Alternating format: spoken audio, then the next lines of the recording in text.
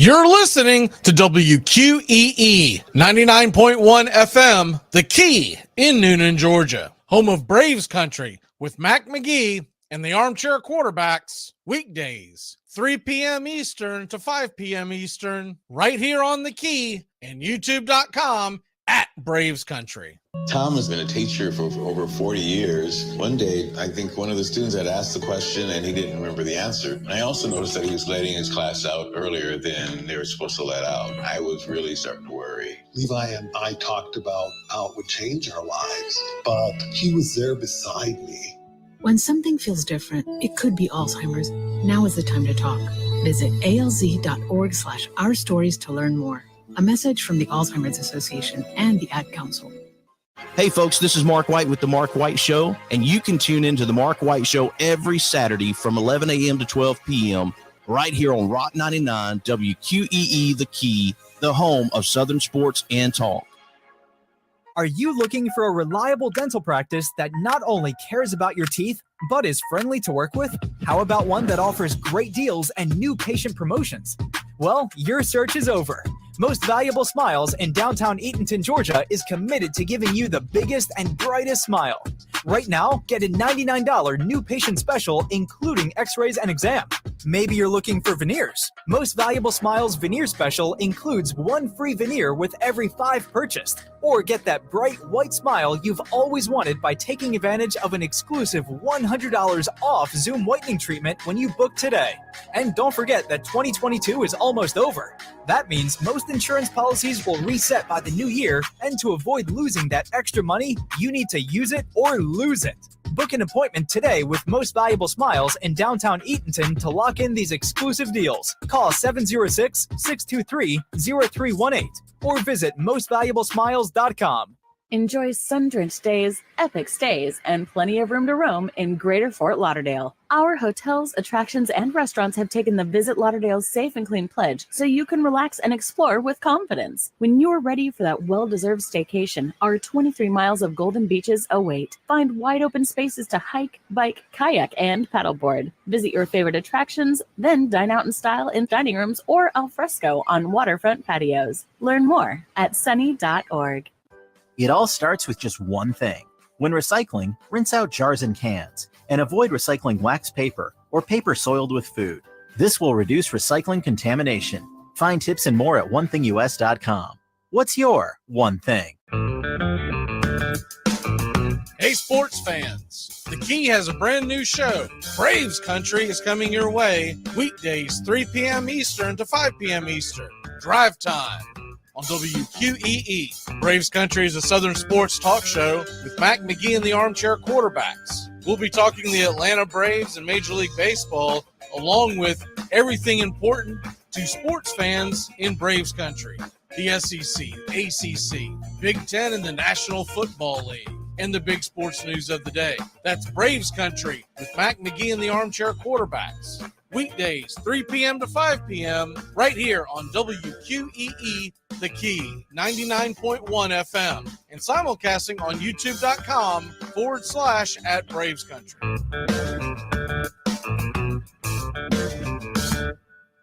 At Shell, we know from the time you get up to the time you wrap up, there's a lot of meetups, eat-ups, and hurry-ups.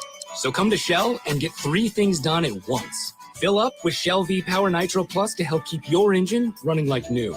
Save up with the Fuel Rewards program and never pay full price for gas again. And snack up with in-store rewards to save even more at the pump.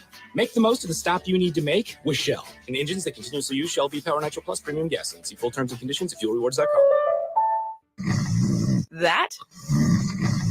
That's the sound of NyQuil Severe hard at work. NyQuil Severe is the best sleep with a cold medicine.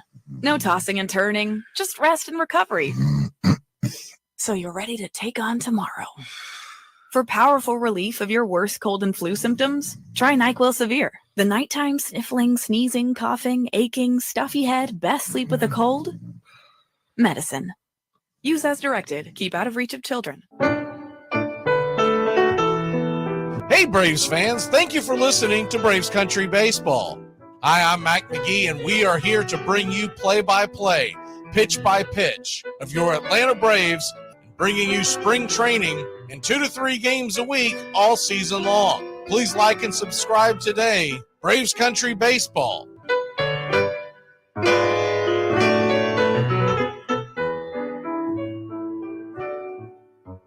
Winter is the perfect time to start planning for your healthy, pest-free spring lawn with True Green, America's #1 lawn care company. True Green's science-based approach and local expertise will help give your lawn the year-round care it needs to be thick and weed-free. Go to truegreen.com. Just call 866-946-5956 or go to truegreen.com today and get a lawn to be proud of. Hey, sports fans, it's Rod Peterson here, host of The Rod Peterson Show, inviting you to join us daily for 2 hours of Atlanta's funnest sports talk right here on WQEE. I say fun because it is. You've never heard a show like it because we make the listeners a part of the show every day between noon and 2 p.m. Eastern. You'll hear plenty of the best sports talk, including the latest on the Falcons, the Braves, and more. And who knows, you might even hear you. That's the Rod Peterson Show, daily at noon, right here on WQEE 99.1 FM.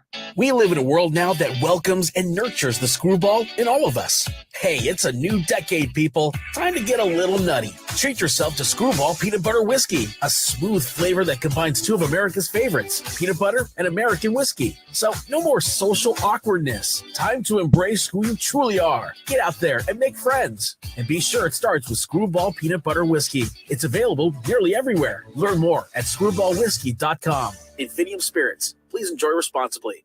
Hey, sports fans, the Key has a brand new show. Braves Country is coming your way weekdays 3 p.m. Eastern to 5 p.m. Eastern.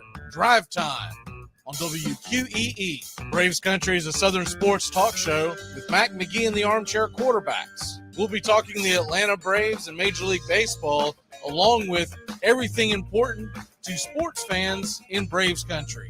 The SEC, ACC, Big Ten, and the National Football League. And the big sports news of the day. That's Braves Country with Mac McGee and the Armchair Quarterbacks. Weekdays, 3 p.m. to 5 p.m. right here on WQEE, The Key, 99.1 FM. And simulcasting on youtube.com/@Braves Country. It's the best in sports and entertainment, and get locked in and locked down with Rhino Radio Penitentiary, 7 a.m. to 10 a.m. with your host, me, Ryan O'Neal, each and every morning, right here with the best in sports and entertainment, all the way from professional sports to college sports to River Dragons hockey and everything in between, including some of the very best local and national guests. It's the Rhino Radio Penitentiary, 7 a.m. to 10 a.m. Monday through Fridays, right here on 99.1 FM WQEE. You're listening to WQEE 99.1 FM, The Key in Noonan, Georgia. You're listening to the Armchair Quarterbacks Sports Radio, #1 sports station. Good afternoon, and this is your Armchair Quarterbacks Sports Flash. Week 14 of the National Football League gets rolling tonight as the Las Vegas Raiders travel to the LA Rams. Rams are a 6.5-point dog at home. The over-under sits at 42.5. Baker Mayfield is expected to suit up for the LA Rams. We got a couple of games in the NBA tonight, a doubleheader on NBA TV. 7:30 Eastern, Clippers are at the Heat. Heat favored by 6.5, over-under 212.5. And the Nuggets are at the Trailblazers on the late tilt. That over-under sits at 227.5. The Blazers are 1.5-point favorite. AP Top 25 in men's college basketball tonight. Number 25, Ohio State hosts Rutgers. That game's at 7 o'clock on ESPN2. Buckeyes, 6.5-point favorite, over-under 136.5. And number 20, Iowa State, in-state clash against the Hawkeyes. Iowa, the home team, a 3.5-point favorite, over-under is 138.5.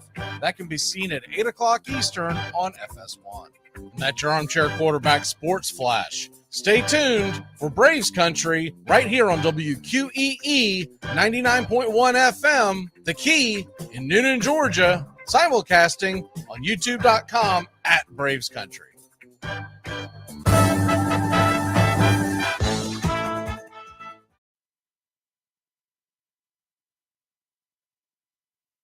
You're listening to WQEE 99.1 FM, The Key in Noonan, Georgia. Why did you get so drunk? You got drunk. I'm just really exhausted. What's in that cup? I'm a Cokes. Do you have any idea how important this is? We're trying to save the pub. Really? This is what you're doing? This is what you're doing? We have been hoodwinked, bamboozled, and flat out deceived. Chief, what do you want to do tonight? The same thing we do every night. Try to take over the world. 106 miles to Chicago. We got a full tank of gas, half a pack of cigarettes. It's dark, and we're wearing sunglasses. Hit it. Armchair. YouTube Live. Radio station. The radio station you can call your own. Do you know what listeners like about our station? I like everything. It's always on my radio. We never stop the music, except for now, when I talk. You're listening to Braves Country with Mac McGee and the Armchair Quarterbacks. We're here live weekdays, 3 p.m. Eastern to 5 p.m. Eastern, WQEE 99.1 FM, The Key, and simulcasting on YouTube.com/@Braves Country. Your first choice for Southern sports. Good afternoon, Mr. Justin Waller. Good afternoon, and I don't know much, but I know one thing. I don't normally pick sides, but when one of our ACQBs, Mr. Teamus Wooten, are in it this weekend, I will. Go Army, beat Navy. Hi, I'm Mac McGinn. I don't know much, but I know one thing. The Buffalo Bills and a couple other teams might want to see if they can sign some MLB free agents. Man, things are getting sparse. Community Access Channel. He's the armchair quarterback. He's full of beer and he's full of snacks. The all-American man. Yeah, howdy, hi, and how the hell are you? Welcome to the Armchair Quarterback Radio Braves Country here on the Key, WQEE, in the Atlanta market, Noonan, Georgia, 99.1 FM. And joining me today is Mr. Justin Waller. Justin, how the hell are you? Doing great, Mac. Better if I didn't jack up my intro, but thank you to our own ACQB, Mr. Sergeant Teamus Wooten. Got it correct that time. And thank you all, you servicemen and women, for your service. I'm always torn because I grew up in an Army and a Navy family. My grandfather's side, or my dad's side of the family, grandfather was in the Navy in the in World War II. My mom's side, he was in the Army, and my grandfather, McGee, as it would be, he was involved in the South Pacific and everything that went on over there fighting Japan. And then Grandpa Edwards, as it would be, he was over in Italy and heavily involved in the invasion right after D-Day. So always means a lot. And we're going to be bringing the game to y'all Saturday afternoon, 3:00 Eastern. And so I saw an interesting stat. If you want to switch gears a little bit and talk actual sports and football, the Army Navy game, 16 consecutive unders on the totals, 16 consecutive. But if you were using the over that is today, it would only be 9-7. So it's typically a lower scoring game, but the over, and I remember last year, because I was doing the game, I said, you know what, I'm gonna throw a few ducats on here. I don't typically bet on Army or Navy. I'll bet on the over or the under. And I took the over because it was like 37 or 38, and it was just an absolute gut fest. It started snowing. Every possession's like 8 minutes, and I'm like doing the math. I'm like, they're never going to get there, man. They're never going to get there. And I think the total might have just barely cracked 20. There wasn't one of these things right at the end of the game that I was like, all right, man, if he just breaks off a long run right here, I'll be okay. I'm like, it is over. By halftime, I was like, yeah, there's no way. So, and the other interesting thing about that, it started off as a pick 'em. It's now around 2.5 to 3, depending on which book you're looking at. So Navy is now, I wouldn't say a heavy favorite, but you don't normally see a line move like that. And I think it's because Navy has played very well down the stretch, and Army hasn't really played poorly, but Navy's played much better, and a bunch of money had to have come in on the midshipmen. It's the only thing that makes any sense. Navy, definitely think has a momentum going into the game, but I'm leaning a little to the home dogs this time. So I like Army as the underdog coming in, but I'm like you. I expect a low-scoring game. It's interesting, the over-under on this one. I'll be watching what it fluctuates, and we'll see what happens. Well, I'm like you. I don't pick. I try to stay neutral on it, but I will play the over-under. Army Air Force earlier this year, the total was only 20. 13-7 was the final. And let me see what the Navy Air Force game was. 23.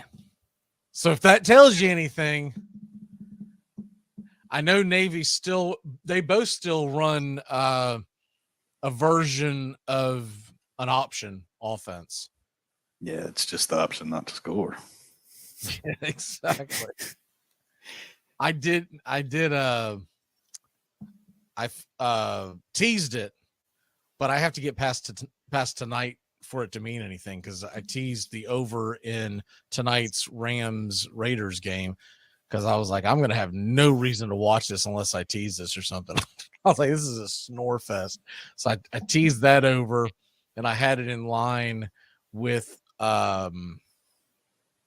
I took the Saints and the points on the teaser on Monday night, so I need that to come through and hit. But we'll see what happens tonight, because tonight's game could just totally blow that up, because you got two really bad football teams, and they're saying that most likely Baker Mayfield won't play tonight, but you never know. And if he does play, or is forced to play, what do you think he's learned? Like maybe 5 plays in the playbook? It's going to be basic. I feel like the Raiders defense would tee off on him. So you're liking the under, is what you're telling me. It's in the mid-40s. Yeah. On what book you're at. And I see when I grabbed it, I teased it. I took the over, but it was like a 9-point tease, so it's a little different. But if you're going straight up, I like the under a lot. I just feel like that. Would you say it is in the 40s? 44.5 is what. Yeah. Wow. That's even higher than when I took it. But again, just depends on what book you're at. But I'm seeing them all in the mid 40s, 44 to 45. Wow. That is that's insane. I don't think. I mean, with or without whoever's behind center tonight for the Rams, I don't think it's going to be a juggernaut of a game, unless these defenses just start teeing off on each other and there's a lot of defensive points. I'll tell you what, I like over being touched. If you just want to do a teaser just for tonight's game, what if you tease the Raiders to just get the W on a 6-point teaser, and so you take it down to 0.5. And then you put the over under at 50 and you take the under. I like that a lot, because I don't think the Rams are going to win tonight. The Raiders have actually been playing pretty good football recently. I would agree. I like that tease. I hate the fact that it's on the road, but I think I might throw that in there. You take it to a half point, so a 1-point win, you just straight up wins. Yeah. So typically on teasers, they typically, well, it depends on your book. There are some books that have 3-point teasers, but typically on a teaser, you have to pick 2 games or 2 outcomes. Some books will let you take the same game on the over under and the point spread, and some are weird and they won't. Usually on a game like tonight, they'll let you do it because they're trying to get you to gamble, and they're like, if we don't do it, a lot of people aren't going to tease a Thursday night game.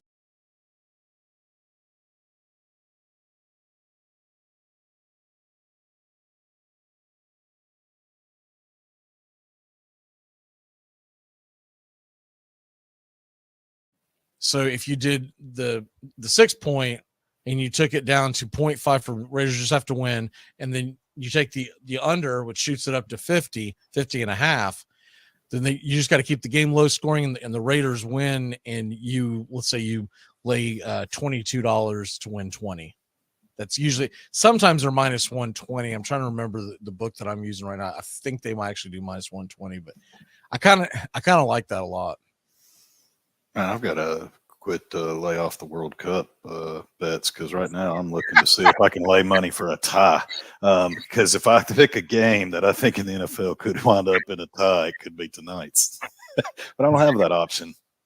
The book that I use, which is one of those offshore ones because Florida's not legal yet. And Florida Governor are supposed to be becoming legal pretty soon, so hopefully that gets taken care of. But I know it's legal where you're up in Tennessee. The one that I found's actually got a lot of different interesting bets, and they do a thing called, I don't know about if your book does this.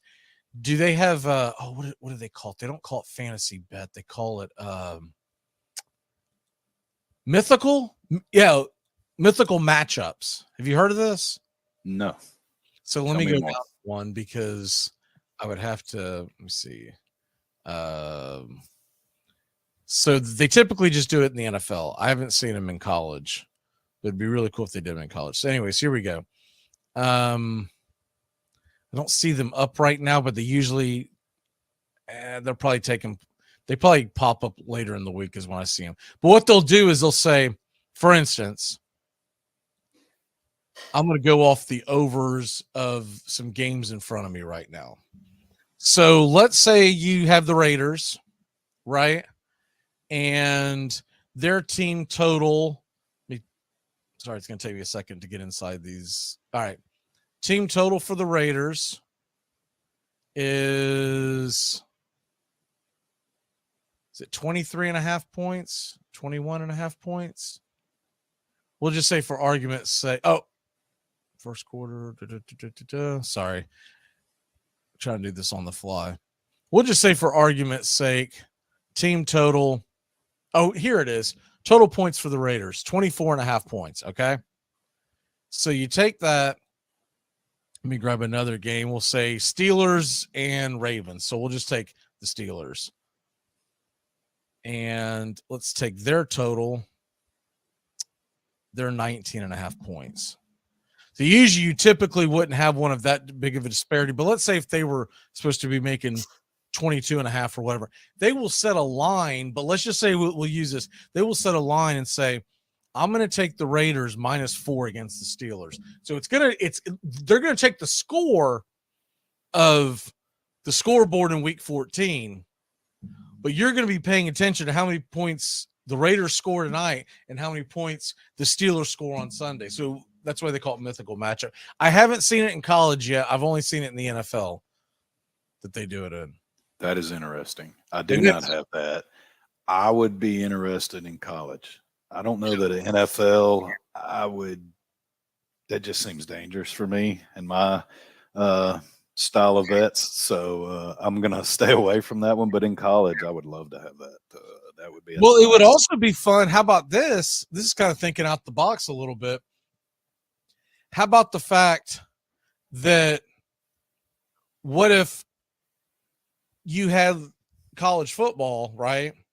But you did college football like earlier in the season. I'm talking about bowl games.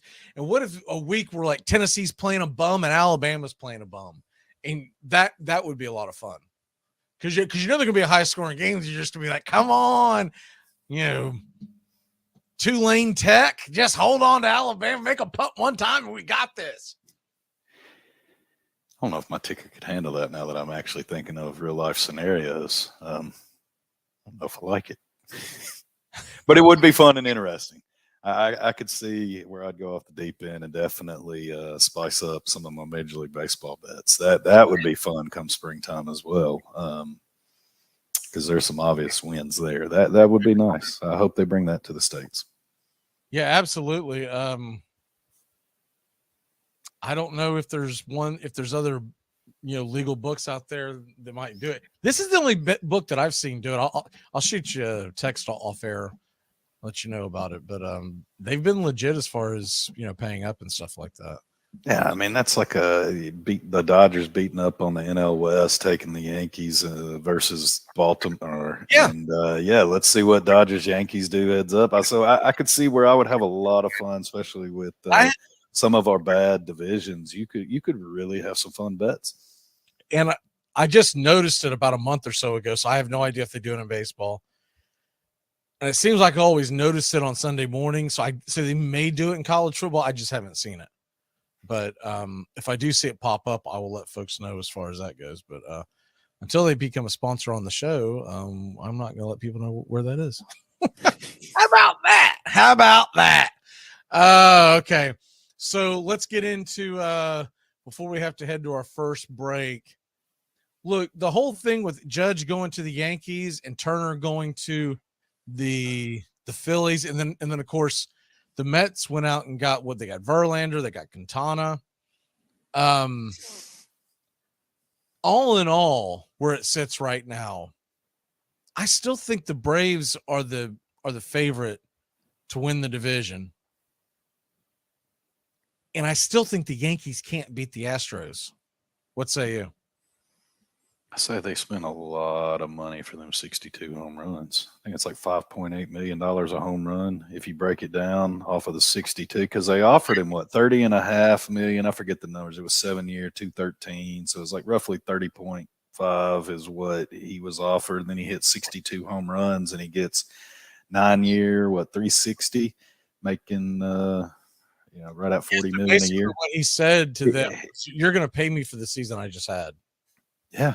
I mean, they got that contract year, but to his credit, he does average those numbers. He hasn't averaged 62, but we have back-to-back 50-plus home run years, and so it's not like a traditional pay me year where we've got a player. Now, I'm still not betting the farm, but also if I've got Yankee roster money, I'm not really letting it hold me up either. The luxury tax is a joke in baseball. We've talked about it forever. There was really not a big enough penalty to keep these owners from spending whatever in the world they want. So I don't have a problem with it.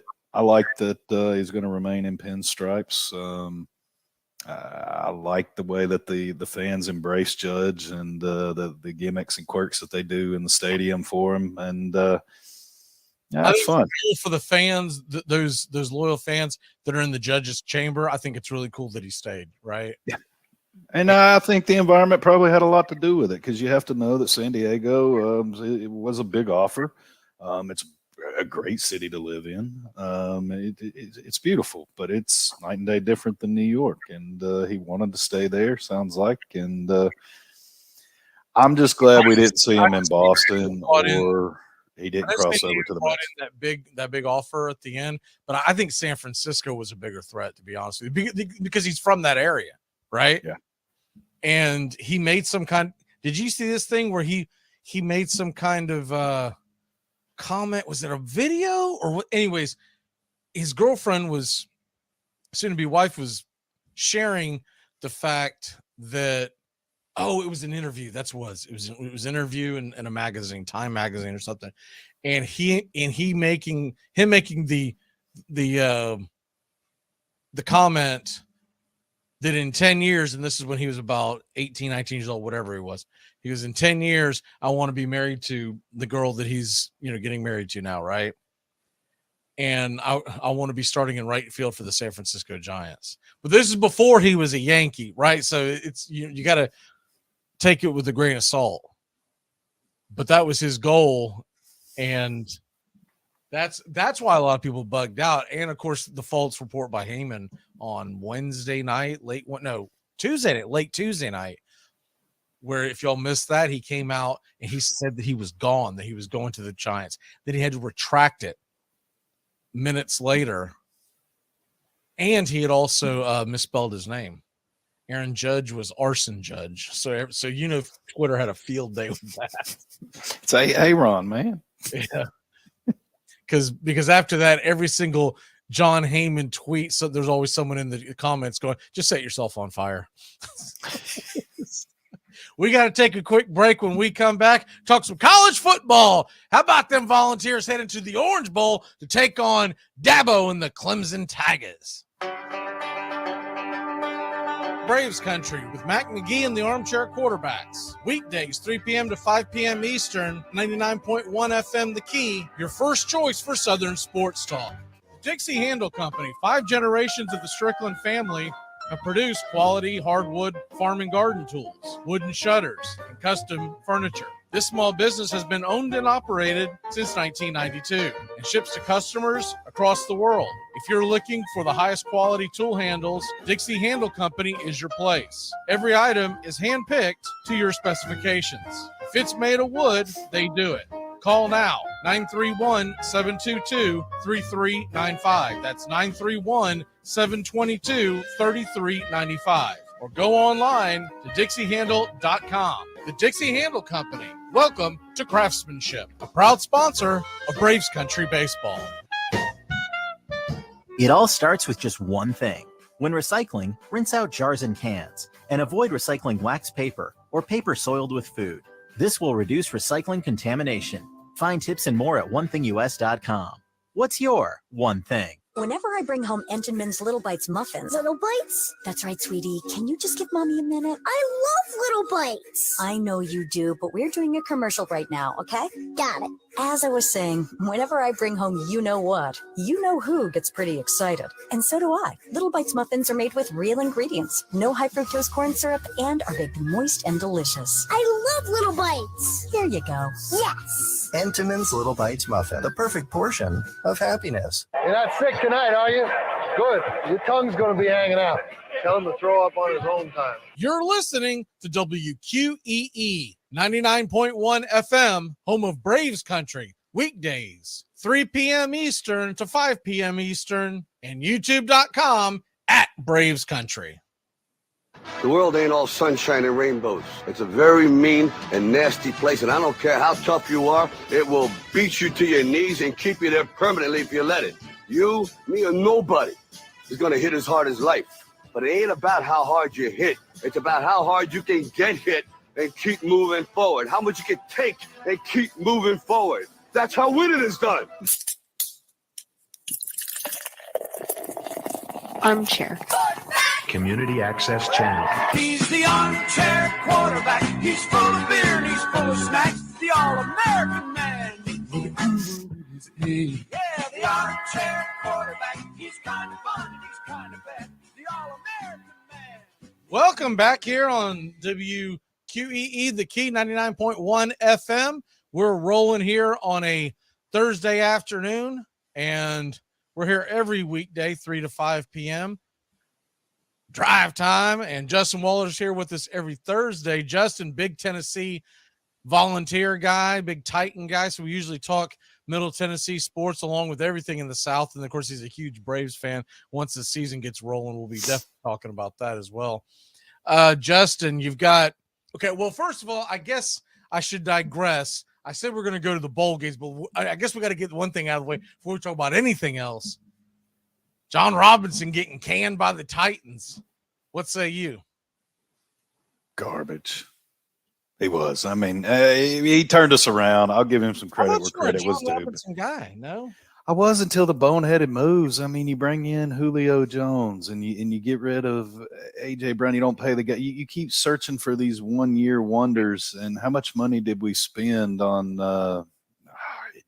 Clowney, Julio Jones, trading away AJ Brown? How many first-round picks have panned out? The Panda didn't even make it to the second year of his contract. Lawan's been more worried about his radio show, podcast. Doesn't even have a radio show. And Corey Davis he plays for the Jets now. AJ Brown's with the Eagles. What has panned out? And I think player control is what this was all about. You could see it. It hasn't been talked about, but just remember who did the press conferences. Did Mike Vrabel do the press conferences for Julio Jones intro and Malik Willis when they were drafted? No, that was John Robinson. Usually it's your head coach up there making those introductions, and it's odd for a general manager. So I think you're seeing some behind-the-scenes riff come to light, and that doesn't typically happen in the quote-unquote Patriot way, the system that both of them brought. here to Nashville. But Vrabel walks away with player control, or it's assumed to be that he's going to have control or at least input. We don't know the exact layout of how it'll be or who will be the replacement. We know the interim. Doesn't matter. Nobody's going to recognize the name. But Vrabel essentially has his control and his decision-making down the stretch here of this season and going into the draft and moving forward, how this team's going to look. It's probably going to be more Belichick-esque, and he's going to be pulling the strings. I don't know that you'll see a full-blown head coach GM. I think they'll still employ a GM to handle operations. I don't think you'll see that workload, but he is going to have heavy player personnel input, more than apparently was he had, because I don't think A.J. Brown would have left this roster. I don't think there was any issues with paying the man. And I think he also wanted to tender Foreman from last season. Foreman was the replacement that came in when Derrick Henry was out and ended up leading them to their stretch run to get to the playoffs. And then that option wasn't available. So I think Vrabel is upset how his roster looks this season, and he's done the best as what he has with it, or what he's had to work with. And I think Amy Strunk just woke up and said, hey, I want to win a championship, and I'm going all in, and we're going to move forward and build off what we've built and give Mike a little bit more control. You know, you mentioned Foreman, and he's having himself a year. As soon as they traded McCaffrey out to San Francisco, their running game reappeared in Carolina. And I don't think he signed for much out there. I'll look it up in a second because I'm looking at Taylor Lewan right here. They're still on the hook for one more year of him. 14.8 is what he's due next year.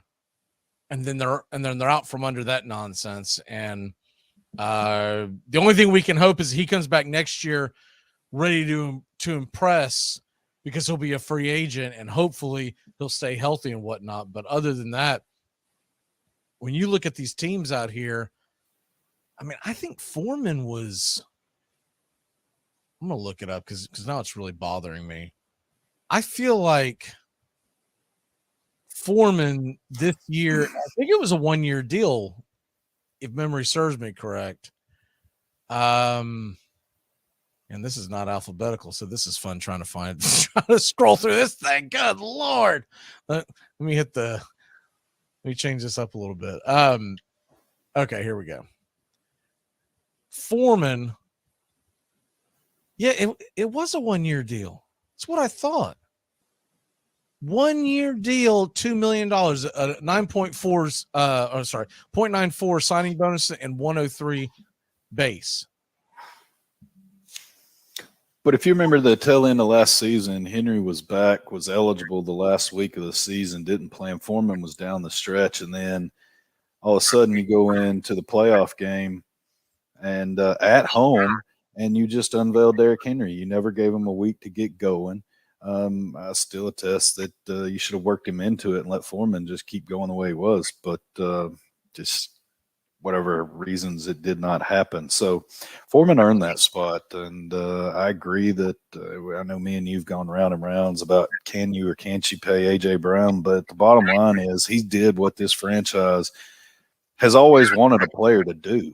A draft pick, work his way to a starting number one in the league. And the Titans truly have not had a number one. And you look at how explosive that offense was last year, even in the absence of Arthur Smith, they were still dynamic because A.J. Brown could take the top off the defense. Well, he was a game changer. And for anyone to think that Robert Woods was going to be the answer, not to mention the fact that you can't expect a rookie like Treylon Burks to just come in and all of a sudden become A.J. Brown. He's got a lot of talent, and I think it's going to trend in the right direction in years to come, but not in the problem is you have an aging team and you try to replace a guy who's at his prime with a rookie who is raw. And looking at Dalton Hilliard's salary, he saved about $800,000 between Hilliard and Foreman. And not to knock Hilliard, because I think he's fine. But when you have Derrick Henry, the closest thing to Derrick Henry is Foreman because they're both power backs. And then you don't tell the defense what your play call is. I mean, you can sit here any given Sunday this season and you can call run pass every single play based off personnel. It is obvious what they are rolling out there, and defenses are stacking the box and just beating them. They are not scared to play the Tennessee Titans offensive wide receivers man up. They'll play them man up all game long, and the box is just not open for Henry. Now I do. And it's frustrating. You've got to replace that vertical deep threat, and you've got to get a quarterback that doesn't look lost in the pocket. Tannehill's looked better, but nursing the ankle injury, you still have to prepare yourself for the future. You're taking the largest cap hit in the league this year, and I don't feel like you're getting largest cap hit production. And I know it's young in Willis's career, and we haven't seen enough to judge the outcome, but it doesn't look like it's the future of the team. Could be wrong. We've had limited exposure, but he looked really lost in a lot of those situations. So does an NFL system at a school like Liberty really pay off in the NFL? I don't know. Doesn't look like the best pro-ready quarterback to me. You know, the other thing is, too, this comes at a good time to re-energize the team and the fan base, because here come the Jacksonville Jaguars, and the one team that Derrick Henry has owned over his career is the Jacksonville Jaguars. Lawrence report. Do you have one? I'm sorry, do what? Lawrence is out, correct?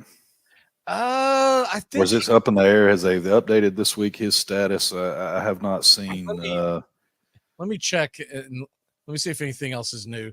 I saw the hit. I saw he got injured, but I didn't follow it this week and wasn't sure. So, if there's any doubt and Lawrence isn't in that game, it's going to be the Derrick Henry show just out of just pure principle. Mike Vrabel might call plays himself. Run it all 4 downs. See, so I guess it's some version of a turf toe, and they're saying that he plans to play week 14.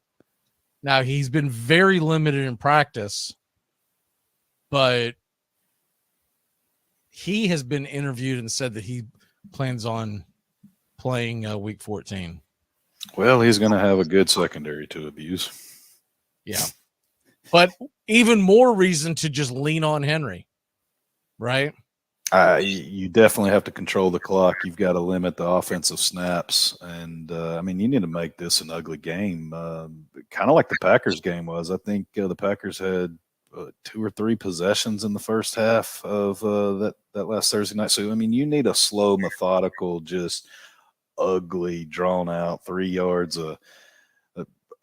You need 3.5, I guess, to not have to go for it every 4th down. But you need something of that nature where you're just eating clock the entire time, because what you don't want is your defense just sitting out there just getting steamrolled in the secondary, because they're going to have to send help to get pressure. You've had a lot of injuries up front, and that offensive line or that defensive line has not been able to get the pressure that they were having the first 2 weeks were a big disappointment of the season, but I'll say weeks 3 through 7, you just do not have that dominant performance out of that front 4 right now. Now, when you get them all back up there together, that's a completely different game, but that's not who's going to be fielding the roster out on the field this Sunday.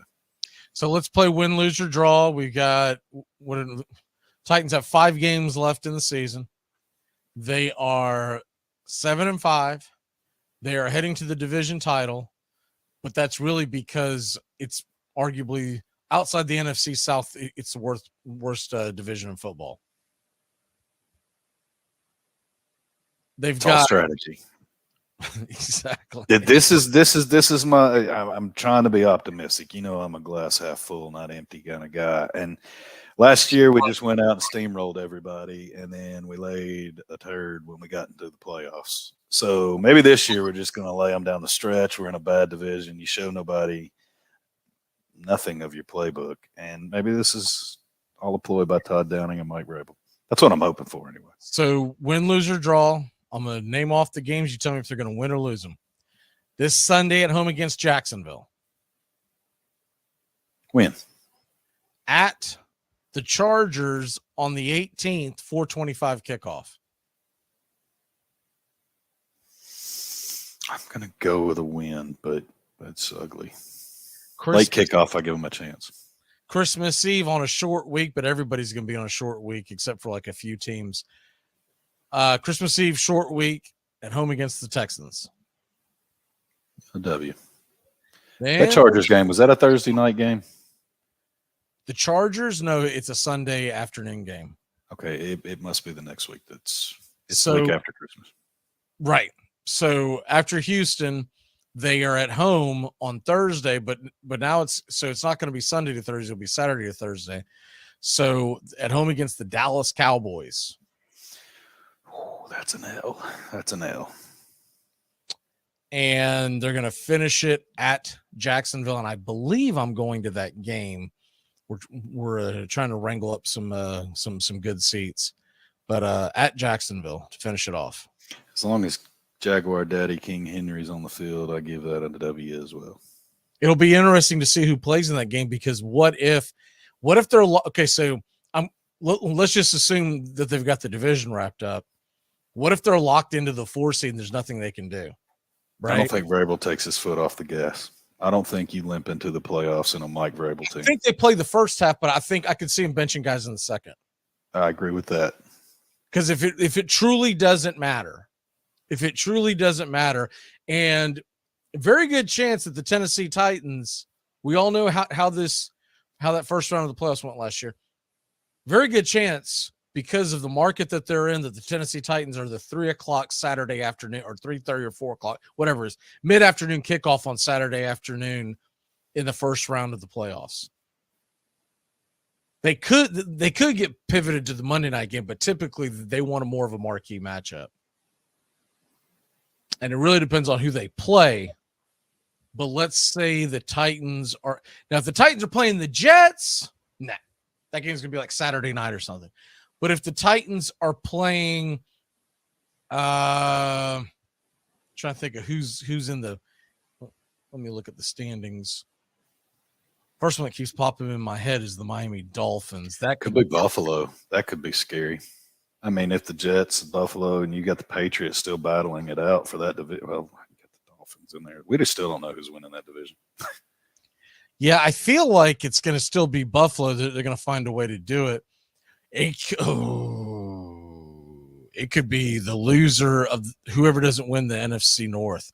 It could be, if it's Cincinnati or it's Baltimore versus Tennessee in Nashville, you can go ahead and book it. That Saturday afternoon, no one gives a crap about these two markets television. That's what it seems like. All my teams, the Braves had to play all their playoff games at like 7 a.m. on C-SPAN this year. It seems like that's what I always get stuck with. It'll be. And if I get to pick out of those choices, I guess I have to lean. I want Baltimore to win it because I want the rematch with Cincy at home. If you're going to take out one of them, you lost the matchup this season. You lost the matchup last season. You gotta come out swinging and win one. If they can get far enough to rematch with the Chiefs, I think that'll be a very interesting game. If it ended, just because I felt like the Chiefs lost the game. I mean, they won the game, they lost the fight. Tennessee definitely won the line of scrimmage. It just didn't go that way. If it ended today, the Titans would host the Bengals, but I still think the Bengals are going to win that division because they're both 8-4, and that final game of the season is in Cincinnati versus Baltimore. So I would, if you're a Titans fan, I think you'd much rather be playing Baltimore in the first round. And if Cincinnati can get that far, you'll see them when you see them. Yeah, but you don't want to travel to Cincinnati, do you? You don't want to play them at home. You'd rather have them on your home turf. Take out the best. I don't want to have to play Cincinnati and Buffalo back-to-back, and the second one's going to have to be in Buffalo.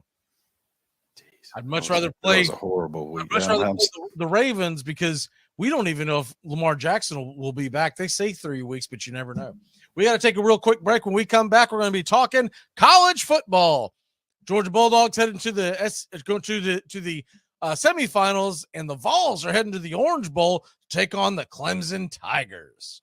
Now, I'm not saying I've never driven drunk, Because I've drank so much in my life, now on the back of my driver's license, there's a list of organs I need. It's the best in sports and entertainment, and get locked in and locked down with Rhino Radio Penitentiary, 7 a.m. to 10 a.m. with your host, me, Ryan O'Neill, each and every morning, right here with the best in sports and entertainment, all the way from professional sports to college sports to River Dragons hockey and everything in between, including some of the very best local and national guests. It's the Rhino Radio Penitentiary, 7 a.m. to 10 a.m. Monday through Fridays, right here on 99.1 FM WQEE. How to improve your dining room by the Home Depot. New wood floors, new paint on the walls. Sure, you know us for that. But how about a new dining room table, matching chairs, bar stools? How about free and flexible delivery with easy online returns?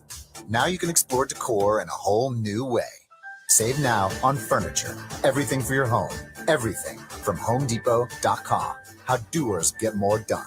We live in a world now that welcomes and nurtures the screwball in all of us. Hey, it's a new decade, people. Time to get a little nutty. Treat yourself to Screwball Peanut Butter Whiskey, a smooth flavor that combines two of America's favorites, peanut butter and American whiskey. So no more social awkwardness. Time to embrace who you truly are. Get out there and make friends. And be sure it starts with Screwball Peanut Butter Whiskey. It's available nearly everywhere. Learn more at screwballwhiskey.com. Please enjoy responsibly.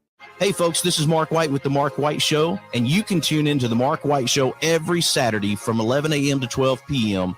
right here on Rock 99 WQEE The Key, the home of Southern sports and talk. This portion of the show is being brought to you by Whatever We Have in Stock Are Us, your one-stop place to shop for whatever we happen to have lying around at the time. You're listening to WQEE, home of Braves Country. Weekdays, 3 p.m. Eastern to 5 p.m. Eastern, right here on The Key and YouTube.com at Braves Country. Can you keep a secret? Of course I can. I lost all our money today betting on sports. Damn. I know. I don't know what I'm going to do. Can I tell you a secret? Sure, yeah. I lied. I can't keep secrets. Wait, what? Armchair.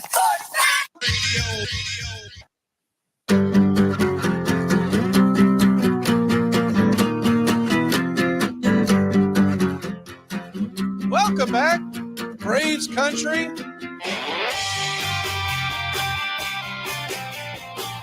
And we are taking you all the way to the top of the 5 o'clock hour every single weekday.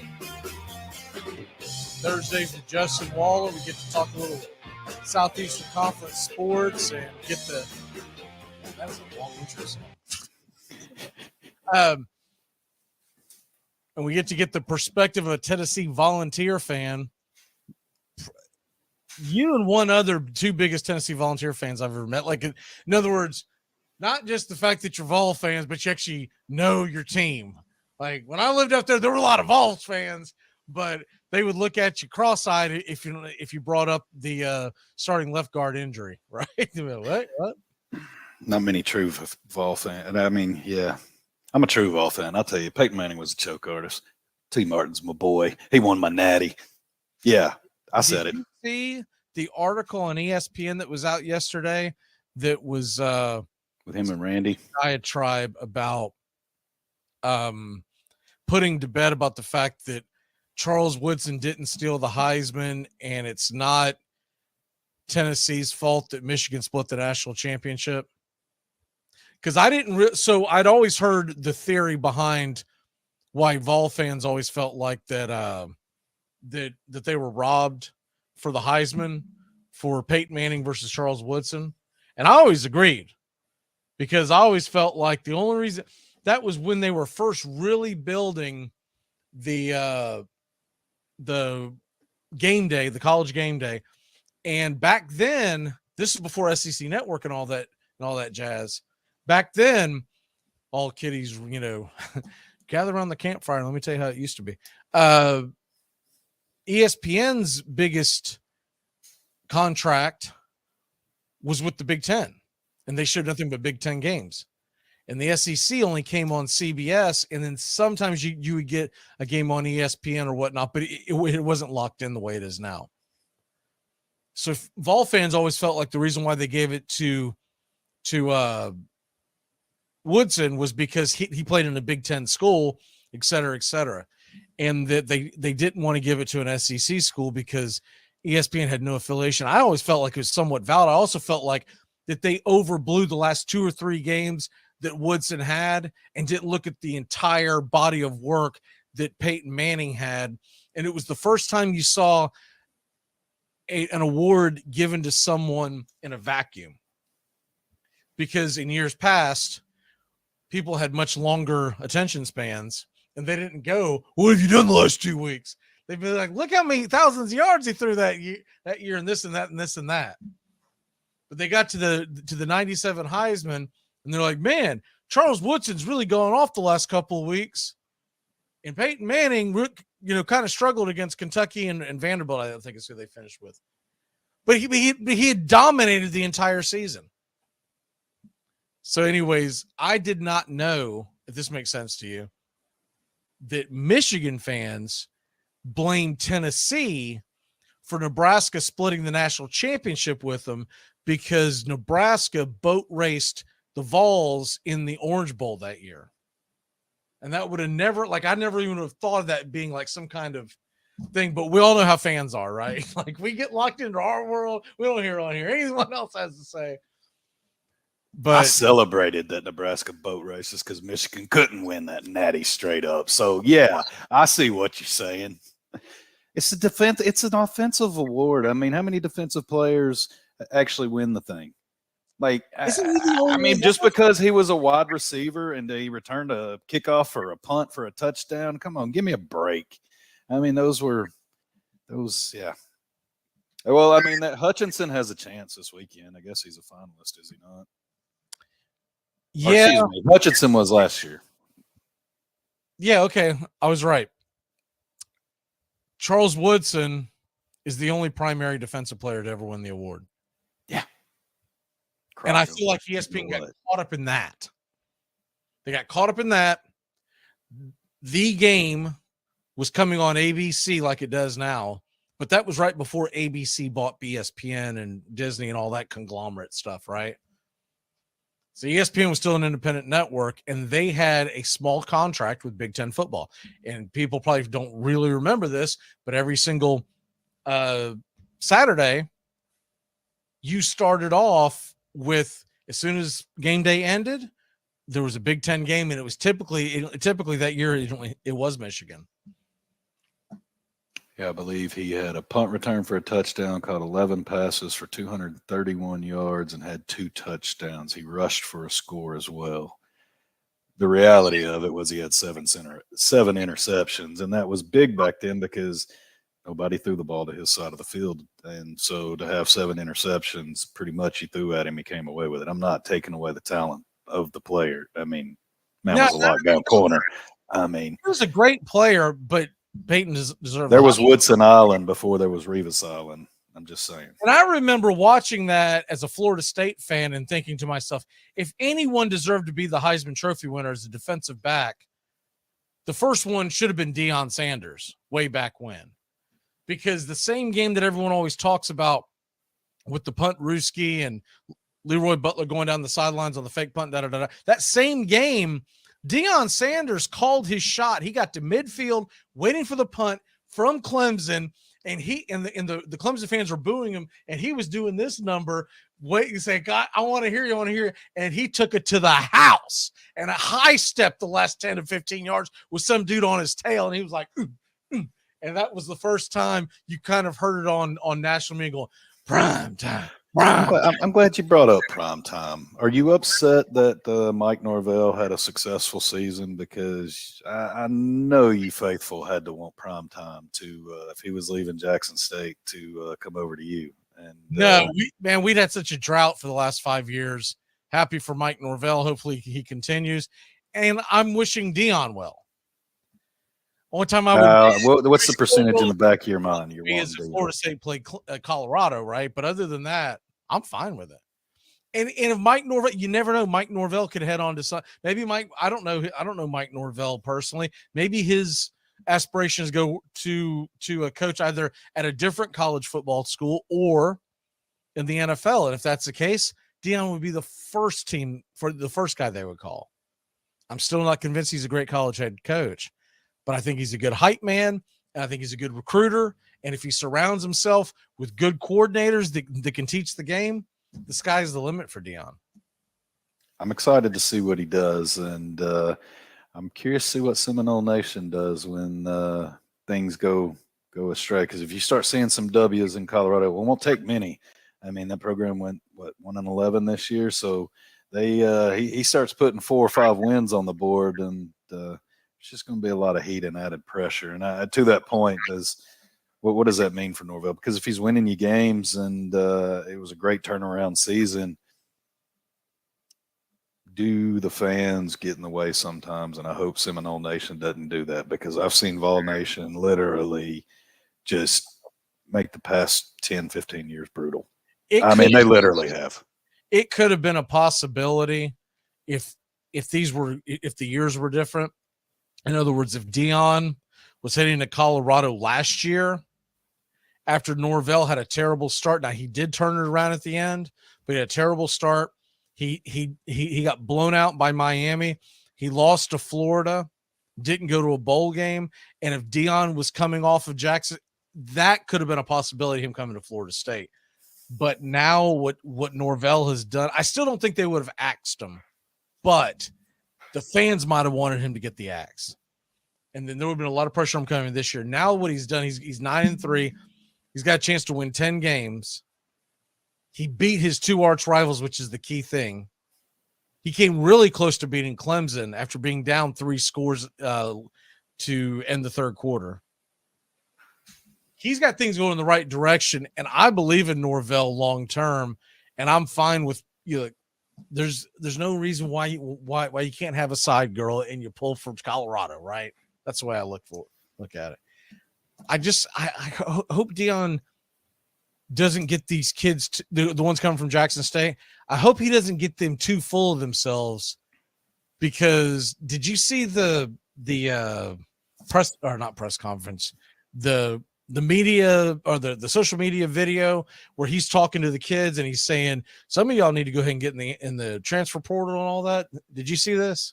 I did not, but okay. So someone's taking the video behind him, so it's someone on his staff, and he's telling all these kids in Colorado, I've got kids coming with me from Jackson State, and then also, I'm going to have kids in the transfer portal, et cetera, et cetera. And I'm going to tell you right now, some of y'all need to go ahead and get in that transfer portal, because you're not going to have a spot on this team. And in the middle of that, the Travis Hunter, the kid that flipped from Florida State to Jackson State at the last minute, the number 1 recruit in the nation, I think that was last year. He got on some video link. Somehow they could see him because you see it put into the video. So I don't know if he's on Skype or whatever. And he's over there running his mouth saying, some of y'all just got to know I'm coming, and some of y'all got to go. And he's like shooting his mouth off. And the only thing I can think of is, yeah, you shut down wide receivers in your conference. I think it's the SWC, but I'm not sure what conference they're in. You're not going up against Southern Cal wide receivers, Oregon wide receivers. Do have a full year in the Pac-12 before you start shooting your mouth off. And that's, Well, luckily he's going to miss them. I mean, they're going to the Big Ten. Like, that makes a lot of sense. Not next year. They're not. Oh, true. We got to wait one more year. Man, 2024 can't get here fast enough. I know. The 12 teams, forget about it. I just want to be cryogenically frozen so I can get to 2024 when my team has an actual chance of getting into the playoffs. Yeah, because the playoff committee's still garbage. Got to miss that rant last week. I'm still on it. I know one thing has to have increased: the Google of Colorado football teams. How many people Google that? I'm over here Googling it right now, and Google doesn't know what I'm trying to say. What I want to know is what their schedule is next year, real quick, and then we'll get to Tennessee. The Colorado. First game of the season. Florida State. ECU. Oh, we gonna find out what y'all are about. And then looks like a bunch of Pac-12 stuff. Man, how many Pac-12 games do they play? I think all these teams are in the Pac. Oh, no, I'm sorry.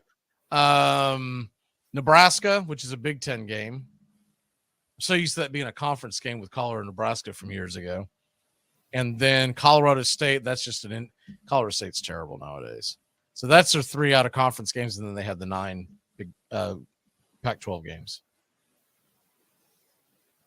But all right, back to relevant football. Let's talk about this Orange Bowl.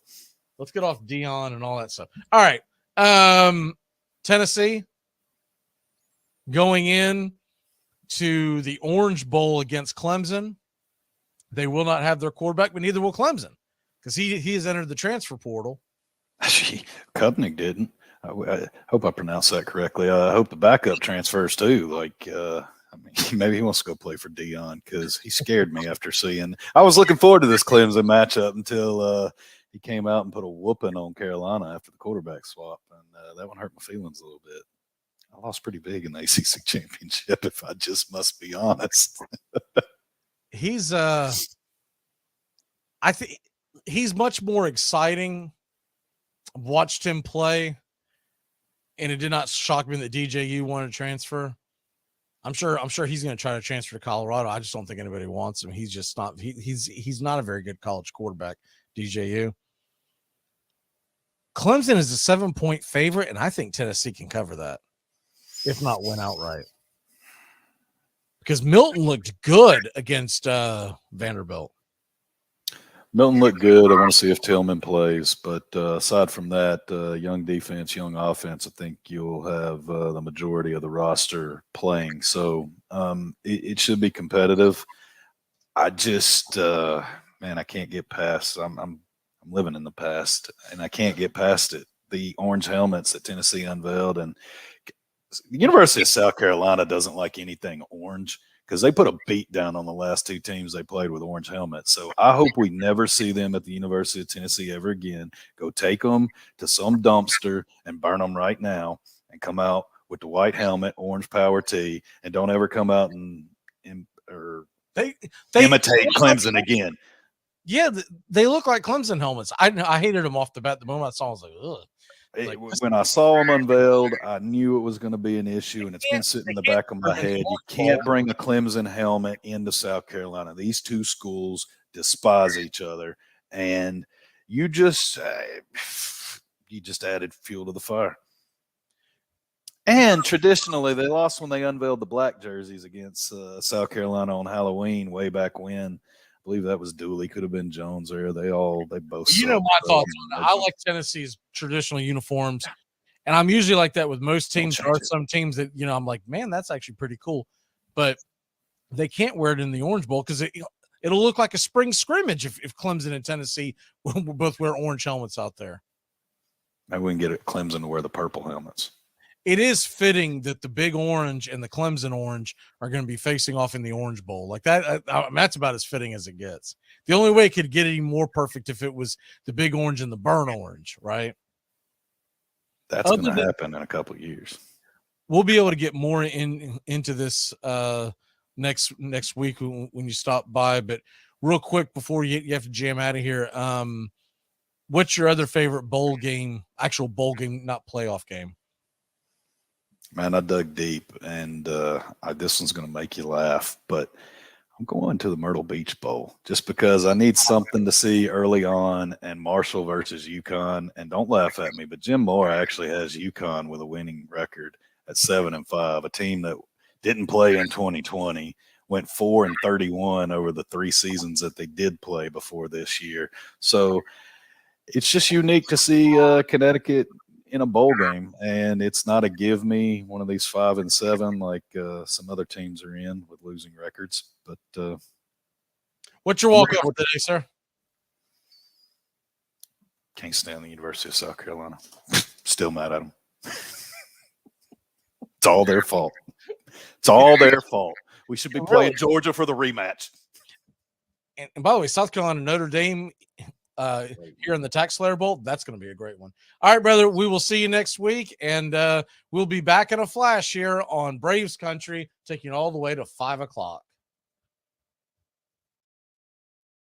You're listening to the Armchair Quarterbacks Sports Radio, #1 sports station. Good afternoon, and this is your Armchair Quarterbacks Sports Flash. Week 14 of the National Football League gets rolling tonight as the Las Vegas Raiders travel to the LA Rams. Rams are a 6.5-point dog at home. The over-under sits at 42.5. Baker Mayfield is expected to suit up for the LA Rams. You got a couple of games in the NBA tonight, a doubleheader on NBA TV. 7:30 Eastern. Clippers are at the Heat. Heat favored by 6.5, over under 212.5. The Nuggets are at the Trailblazers on the late tilt. That over under sits at 227.5. The Blazers are 1.5-point favorite. AP Top 25 in men's college basketball tonight. Number 25 Ohio State hosts Rutgers. That game's at 7 o'clock on ESPN2. Buckeyes, 6.5-point favorite, over under 136.5. And number 20, Iowa State, in-state clash against the Hawkeyes. Iowa, the home team, a 3.5-point favorite, over under is 138.5. That can be seen at 8 o'clock Eastern on FS1. And that's your Armchair Quarterback Sports Flash. Stay tuned for Braves Country right here on WQEE 99.1 FM, The Key in Noonan, Georgia, simulcasting on youtube.com at Braves Country.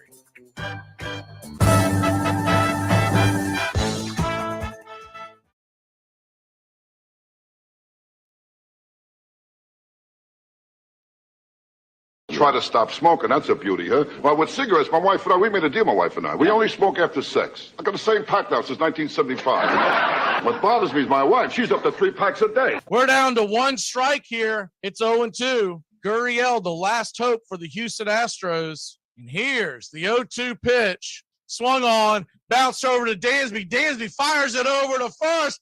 And here comes the dog pile. Fire the cannons in the battery. Do the chop, baby! All throughout Braves country, pop that top!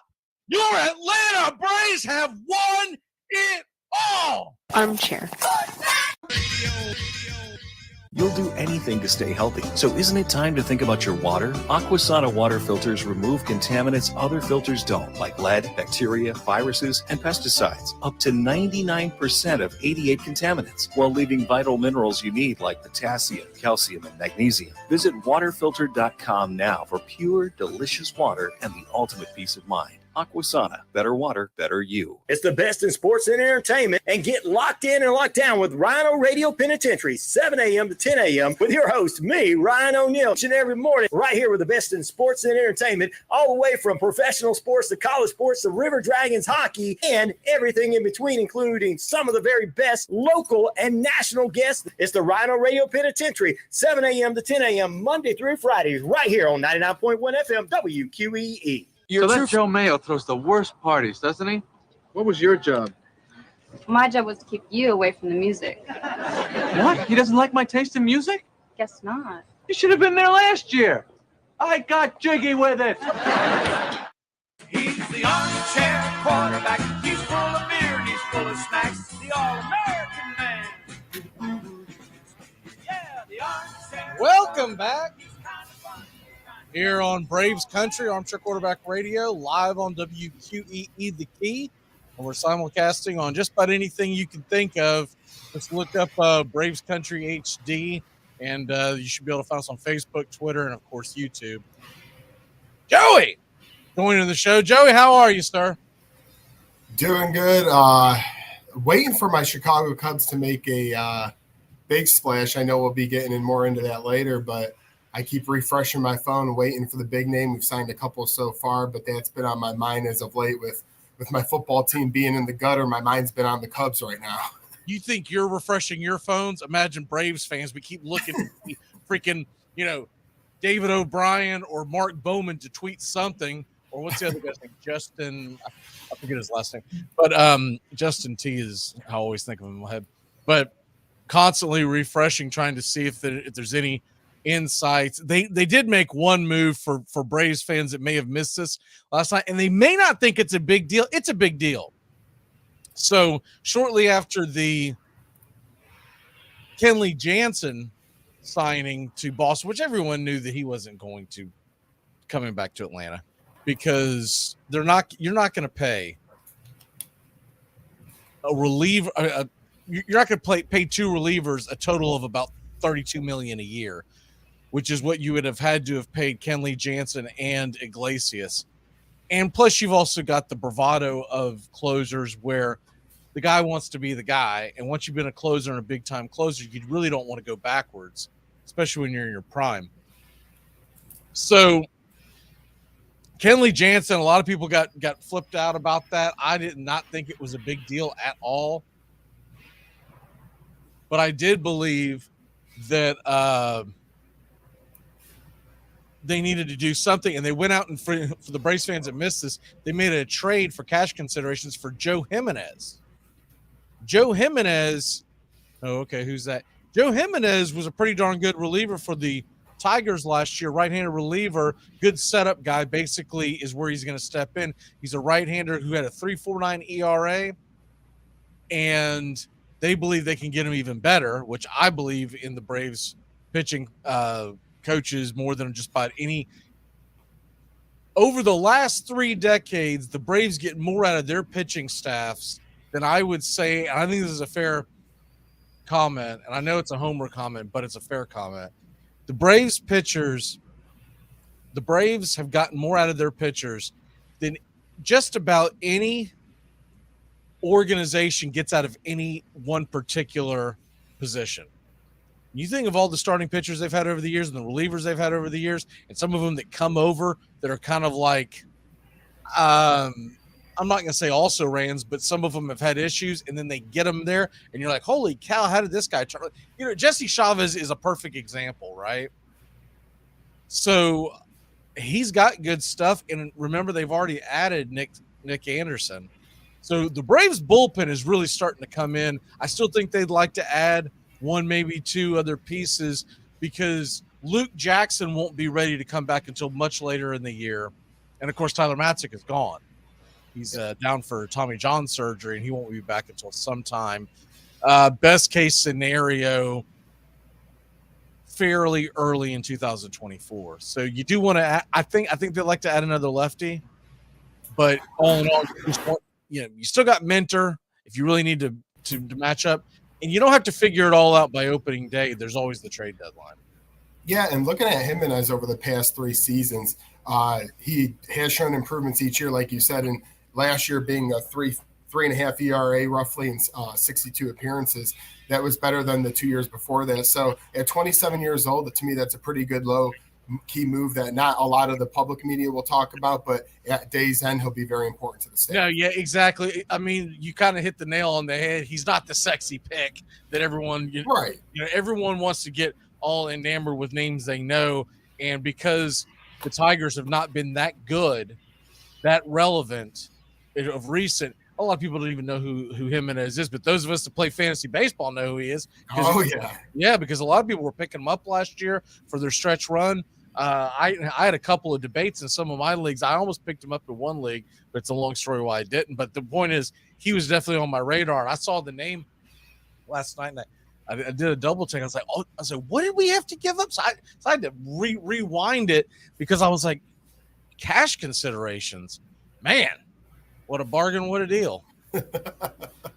I thought Dombrowski was back there running things with the Tigers. I thought maybe he's like, we don't need no stinking pitching, and you're not going to give us any stinking pitching.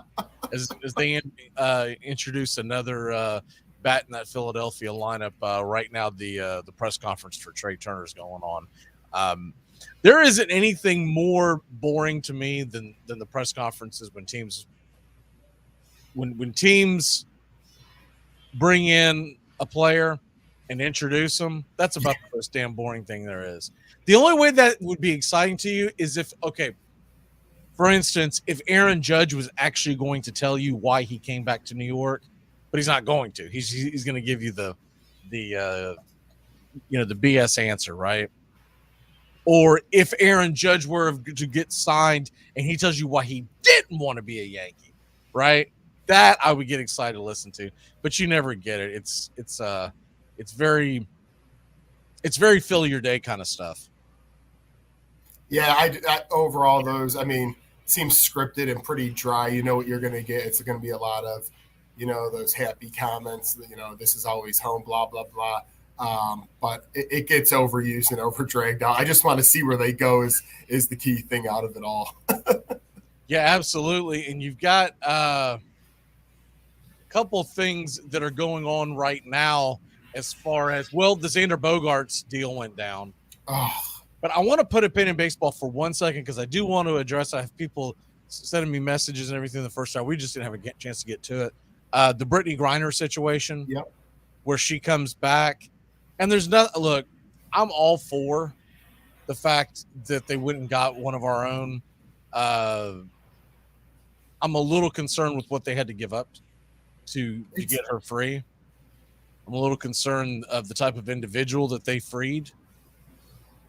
But I'm also concerned about the fact that, and this is the only time I'm going to bring it up, I'm a little concerned about the fact that we've got a lot of war heroes that are over in their prisons and they don't get brought home, but yet a basketball player gets brought home who, what was the text that was sent to me that kind of hit the nail on the head, but basically said we traded someone's calling, he's some kind of nickname of a merchant of death. We traded. I saw that. We traded a merchant of death for a stoner. I mean, let's be honest. And literally, this guy, you hit it. I was going to actually use that exact quote because in the article I read the same thing. Sentenced to 25 years in prison in 2012. Selling armed weapons to people who are going to take out Americans. So imagine the scale. A lot of people are making their comments, but I mean, you have to compare it, and it is a trade, and that trade does seem very lopsided. It feels slimy. Yeah, it does. Now, like you said, though, I agree with you that she, I'm not arguing with the fact that what she was sentenced to was absurd. Correct. That's what I'm saying. I agree with that fully. The fact that it's terrible, it's slimy, but I'm not going to talk about it because I always say that we're a sports show and I don't want to get bogged down in that. If you want to talk to me about that, let's have a cold beer out on the back porch and, I've got my thoughts on that, but it's absolutely, it's slimy is what it feels like to me, but par for the course, what's been currently going on over the last few years. All right. Let's get back into the baseball talk because I don't think people want to ruin their day having to think about that. The Cubs. Yep. You say you're waiting for them to make a big move, but not much left. They did go out and get. First of all, I thought it was a really good deal that they went out and got Tyon. Did you not? Oh, I have liked the move. And starting with Tyon, I have liked the moves they have made to this point. Tyon's been a guy lately over the past few years who has improved on the Yankees last year, obviously. And I watched him quite a few times, and I'm happy that he's going to be a part of our staff, probably in that 3 or 4 starter range for the next few years to come. And it wasn't overly expensive. And the Bellinger move to me is, low risk, high reward. But back to Tyon, it was huge for our rotation.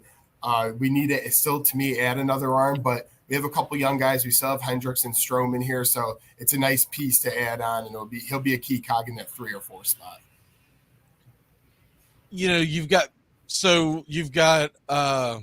Tyon's probably your number 2 pitcher right now, isn't he?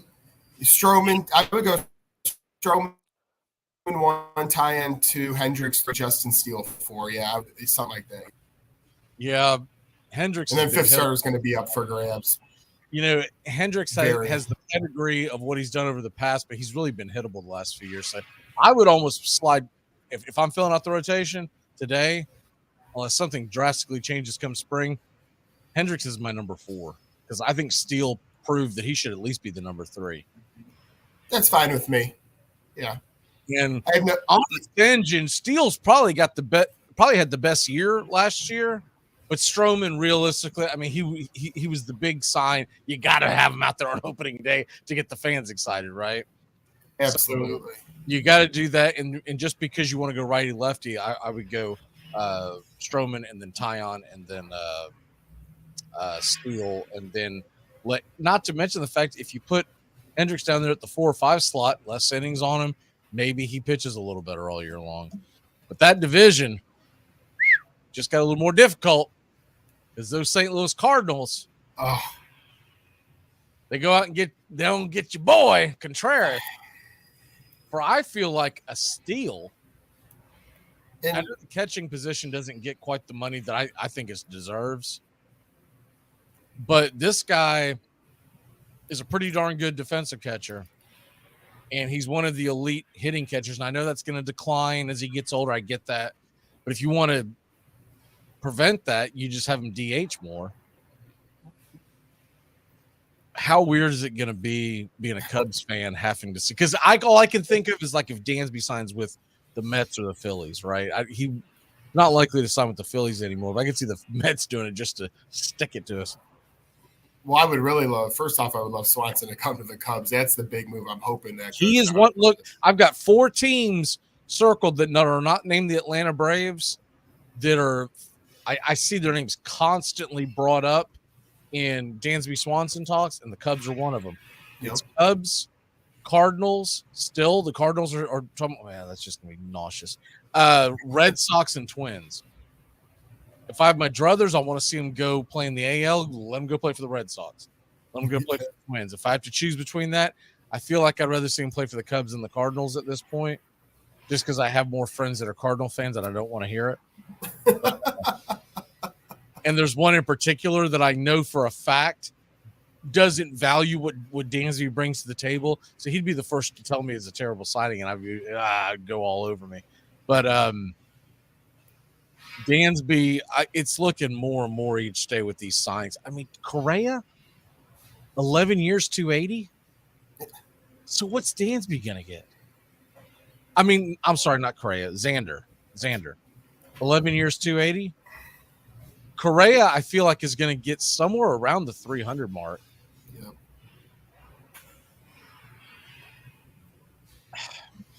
And it's just a crazy market. And back on Contreras really quick, because sorry, I got us a little off track. I do want Dansby badly. I had to make that a point. But Contreras did a lot of good things here in the 7 seasons he played for us. And it's going to – people look – there's not many of them, but people who are Cubs fans hating on him for going to the rival, we had all the time in the world to make it happen. We didn't. We tried to almost move him last year. It didn't end up working out.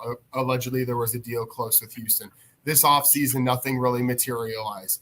He's a free agent. You're respected, allowed to do as you please. And he went where the guaranteed money was, and it so happened to be the Cardinals. It's going to be hard to watch. I'm not going to enjoy it, but I'm not going to hate on the guy for going to St. Louis, because when you're a free agent, that's in your right and everything you can do. Well, meanwhile, you lost another big bat out of your lineup. Jason Hayward signed a minor league deal to go to the Dodgers yesterday. How about that? When I saw that, I said good for him, but I'm like, First thing I said to myself was, whew, bullet dodge. I can see the Braves trying to platoon him out there. But this isn't the Braves of 2017, where that would have been a realistic possibility, where they were just basically, I'm not going to say they were tanking back then, but they weren't necessarily going for it. They were going to try to piece together whatever they could to save money for down the road. But, man, I wish him well. I don't see him cracking into I feel like it's a terrible decision for him to go to the Dodgers, for him personally. Because if you want to crack into a lineup and be able to get into the everyday lineup, why the Dodgers, right? So I'm thinking like the Pirates. I'm thinking like the Royals, the Dodgers. No, I totally agree. Some of these low market teams, you don't get a lot of butts in the seats. You see Jason Hayward, you might get a chance somewhere in the Dodgers. My goodness, you might not even be able to make the major league roster with all how deep they are. Yeah, I'm starting to think that with some of these players, they need kind of a wake-up call, right? And the reason why I say that is they need to realize that where they are in their career currently, don't do basically don't do what Hayward did, which is sign up for almost a Herculean task to be able to make that Dodger roster. Is he going to be happy in the minors after making all that money and playing for the Cubs? That's where I'm at with it. But anyways, I wish him well. He's from the Atlanta area. I wish him well. He was one of my favorite players when he was with Atlanta, and then his skills quickly deteriorated at the plate shortly. I mean, Atlanta dodged that bullet like I've never seen. But I still remember that first home run against Carlos. But I wouldn't mind having him. I mentioned this on the show the other day. I wouldn't mind having him at the end of the bench as a Guillermo Heredia type, where you put him in strictly for defense. We have got to take a quick break. It's 4:20. Smoke them if you got them. We'll be back in a flash. Now there's a steal by Bird. Underneath the DJ, lays it in. Right at 1 second left. What a play by Bird. Here's good news. There's still a need for hundreds of thousands of cybersecurity professionals in the U.S. right now. And My Computer Career is training people to help meet the demand. No IT experience? No problem. Take the free career evaluation today. Start your new life as an IT pro in as little as 4 months. Grants covering up to 53% of the cost are available to those who qualify. It's not rocket science. It's mycomputercareer.edu. ACC football covered like no other here on the Armchair Quarterbacks. Out of the shotgun, third down and about 10. Ward getting some pressure, getting more, gets it away. He's got Fryer wide open. Touchdown, Florida State. That's what Ward will do to you. Georgia Tech 45, Nebraska 21. It's now up to the voters. They look like the number one, don't they? All right, 6 seconds to go. Maurer throws it up for grabs. There's 5 defenders back there. Game runs out. And Clemson wins the national championship of college football. This is for the national championship for Nebraska. And for Miami, an absolutely miracle year. The dream season as they come back from a bad loss opening day to go to 11 straight wins, and in all probability, when the votes are in, a first ever national championship for the Hurricane. Take the scenic route in the new Hyundai Santa Fe, the family SUV with available H-Track all-wheel drive to help you travel way off the beaten path. Find new adventures together in Hyundai Santa Fe. Welcome back to Braves Country. Mac McGee and the Armchair Quarterbacks, weekdays 3 to 5 p.m. Drive time on WQEE. Yo, you don't even know what stupid is. It's about to get all stupid up in here. Unoriginal melody. Why did John Lennon have to be the one to get shot? Something's wrong. Welcome back. And we're going to get caught up in the world of football. Looks like Trevor Lawrence still has not practiced for the Jaguars as they are heading to the Tennessee Titans this weekend. Titans are now a 4-point favorite. I don't think that is nearly high enough of a spread. Titans are not beaters, but Derrick Henry owns the Jacksonville Jaguars. Even if Lawrence was in that game, I think that should be more around 7 points personally. But that's just me. Yeah, well, I think it's always an overreaction to the fact that the Titans just got blown off the field by the Eagles. But I think there's 2 things that's going to happen this week. Well, 3. First of all, Derrick Henry's going to get to face the teal and black, and he dominates the Jaguars. I don't know what it is about it. He is from the area. He's from just north of Jacksonville, in a little town called Yulee. That's why I call him the Yulee Night Train. But they so that's going on. They just fired John Robinson, the general manager. That's going to give them a little pep in their step. And I think all in all, firing Robinson is going to also fire up the fan base. And then, oh, by the way, the Jaguars are coming to town. And I always expect the Jaguars to give the Titans a good game living down in this area. And every time I'm like, dude, they've got their number. And until I see differently, I'm going to continue to bang that. Every single time. They're a minus 200 right now for the win. I think that's a gimme. Anyways, let's go into things. I got to check on Doug's stupid underdog. He sent it to me and I didn't write it down because I'm a knucklehead. So let's go ahead and get your stupid underdog. Who he's got? I think I know who it is. It was the Browns and the Browns 6.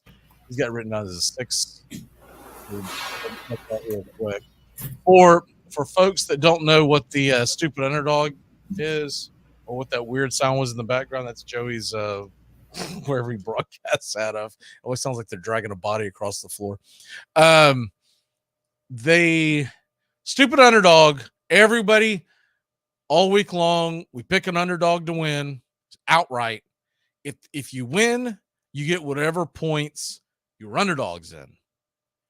If you cover the spread, you get 2. If you don't cover the spread, you get -2. So there's always a reason why you don't go screw it. I'll just throw it all in and let's see what happens. There is a reason to make a calculated decision. All right.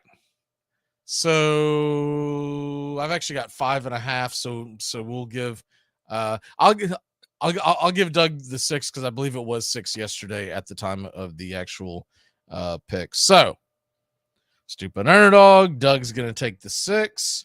Where are you at this week? I'm gonna go on the New York Giants. They're getting 7 points at home against the Philadelphia Eagles. It's a division game going on the road. Giants, that they can't afford to sputter down the stretch here. I do like their coach. I think he'll get them back on their feet after that Washington tie game. But 7 points is a lot on your home field. And with the schedule we have, I just feel like that's the best place to put my shot at getting the upset victory. Now realize next week when we get into the bowl games, you can pick any stupid underdog that takes place before your next appearance on the show. Cool. That's awesome. Yeah. So that'll open up the bowl games, and I'll wait to get your pick next Thursday. That way you can pick from all the bowl games, because the bowl games really kick off a week from tomorrow, and then you've got a huge slate on Saturday. There's a doubleheader on Friday, huge slate on Saturday, and then it's almost every single day there's at least one bowl game going forward. All right, so we're gonna get you the Giants. Yep. And we'll get your lock in the next segment. I still haven't made my stupid underdog. I've got to look at this, and it bites because there's only one college football game, which is the Army-Navy game, which we're going to be bringing to you on Saturday. But the line's terrible. The line's only 2.5 the last time I checked, so there's no real reason to run that up the flagpole, because what are you getting? Basically a half point if they actually cover it. And is when you're far behind as a guy like myself, it makes it even harder to pick from the. I'll tell you who I'm going to take. I just saw it.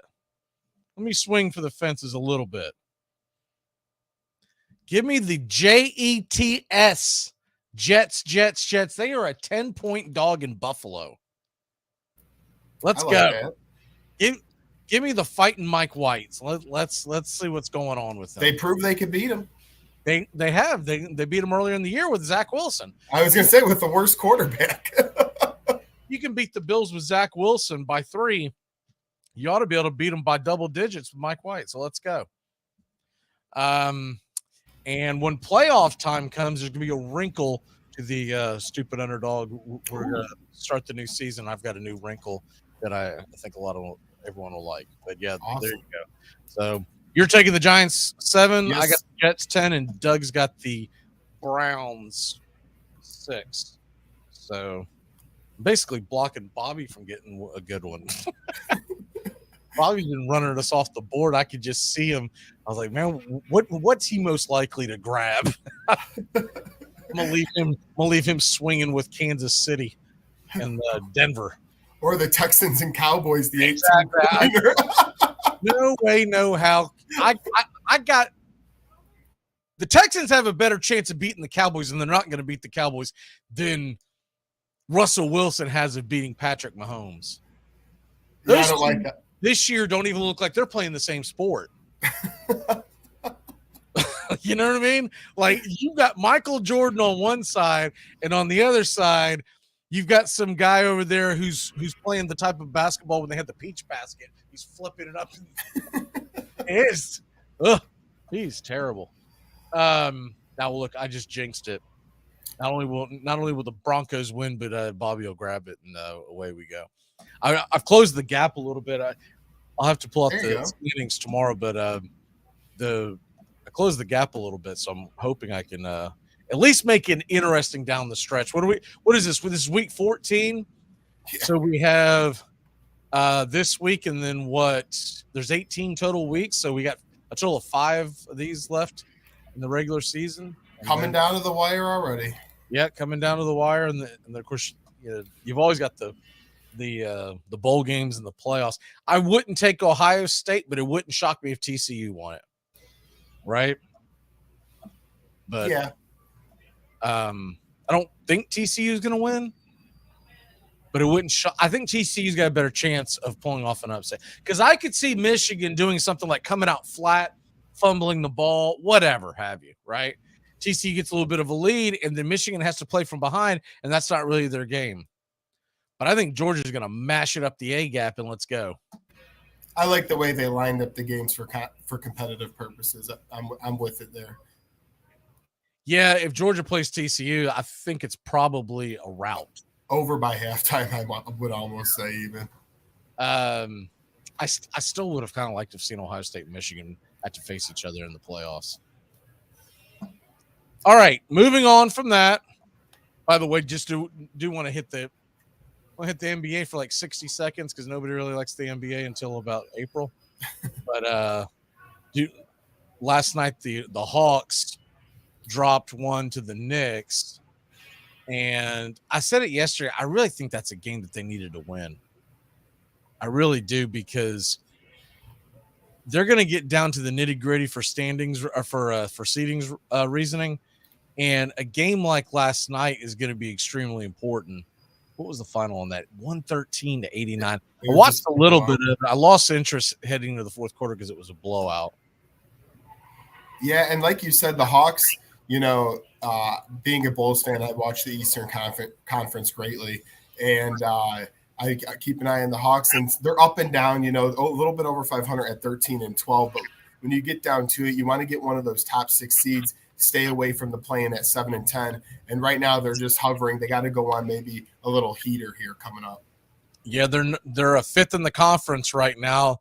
Celtics put it on they put it on Phoenix last night. I watched the replay this morning because it started so late. So I got on the treadmill and turned it on, and it was kind of nice to be able to fast through the commercials and every once in a while mute what is that knucklehead's name on the ESPN broadcast? Van Gundy. And I like Van Gundy, but sometimes he says some really stupid things. Sometimes I think he says things to see if his mic is still working. And watching that game, I'm watching it unfold. I had to put a box over the bottom of the TV because the original broadcast from last night at 10 p.m. would not load, but the replay at like 2 a.m. whenever they replayed it would load. And I'm like, yeah, but they're going to keep showing the bottom line down there. I'm going to know the score. So I can't be doing that. So I had to put a box over there. Wife came out there out in the garage, and I'm on the treadmill, and she's giving me a look like, why do you have a box in front of the TV? I don't know. You know what? My world. Don't worry about it.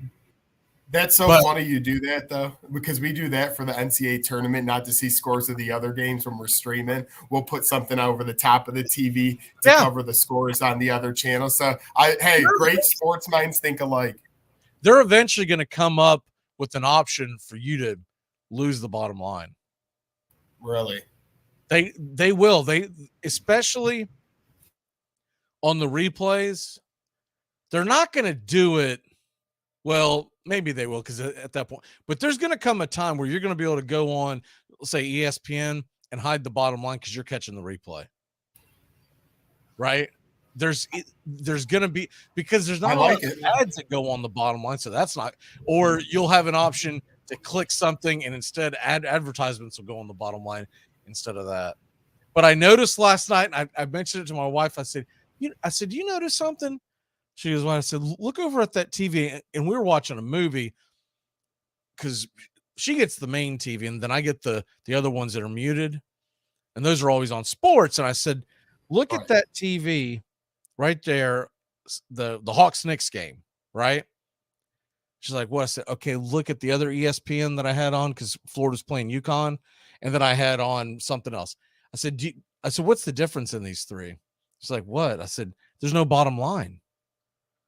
I said, there hasn't been one in the entire game. And she goes, really? And I said, yes. I said, you know why I think it is? It's like, well, I said, because the Atlanta Hawks are playing the New York Knicks, and ESPN does not want you to flip the channel to hear about Aaron Judge just signing with the Yankees or where Dan, because your New York fan and your Atlanta fan really cares more about the Yankees and the Braves at this point than they do about the outcome of that game. And so I ended up changing the channel because once it turned to blowout, I said, I need a bottom line. That's one of the reasons why I keep it on the sports program. So I can constantly see the news scrolling, and I don't have to constantly open up my stupid phone, But anyways, I found it out because I never see an ESPN broadcast where there's not a bottom line like ever. Right. That's where we got all our news.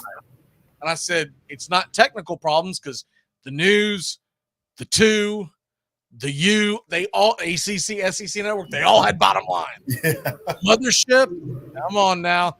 They were worried about you changing the channel is what it came down to. I remember when that bottom bar used to be all the meaning in the world. That's where the breaking news would happen. All the good. It's crazy with technology these days how far the bottom. Yeah, essentially Twitter made it extinct. But I still like to have it because I don't want to be on my phone 24/7. No, and during the game, like you said, that like if you want to just around the league, that's perfect how they go sport to sport and you get to flip their scores. I like it. Absolutely. Just one other quick pin to put in the NBA. How about the fact that the Pelicans are now the number 1 seed in the Western Conference defending it today?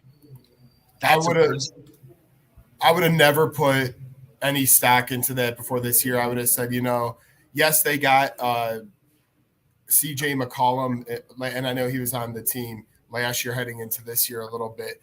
But with the health of Zion Williamson, you just never know. Brandon Ingram's another good piece there. But you got to give a lot of credit to this team who has now won 5 games in a row. Averaging Jose Alvarado, man, old Georgia Tech kid is on the team.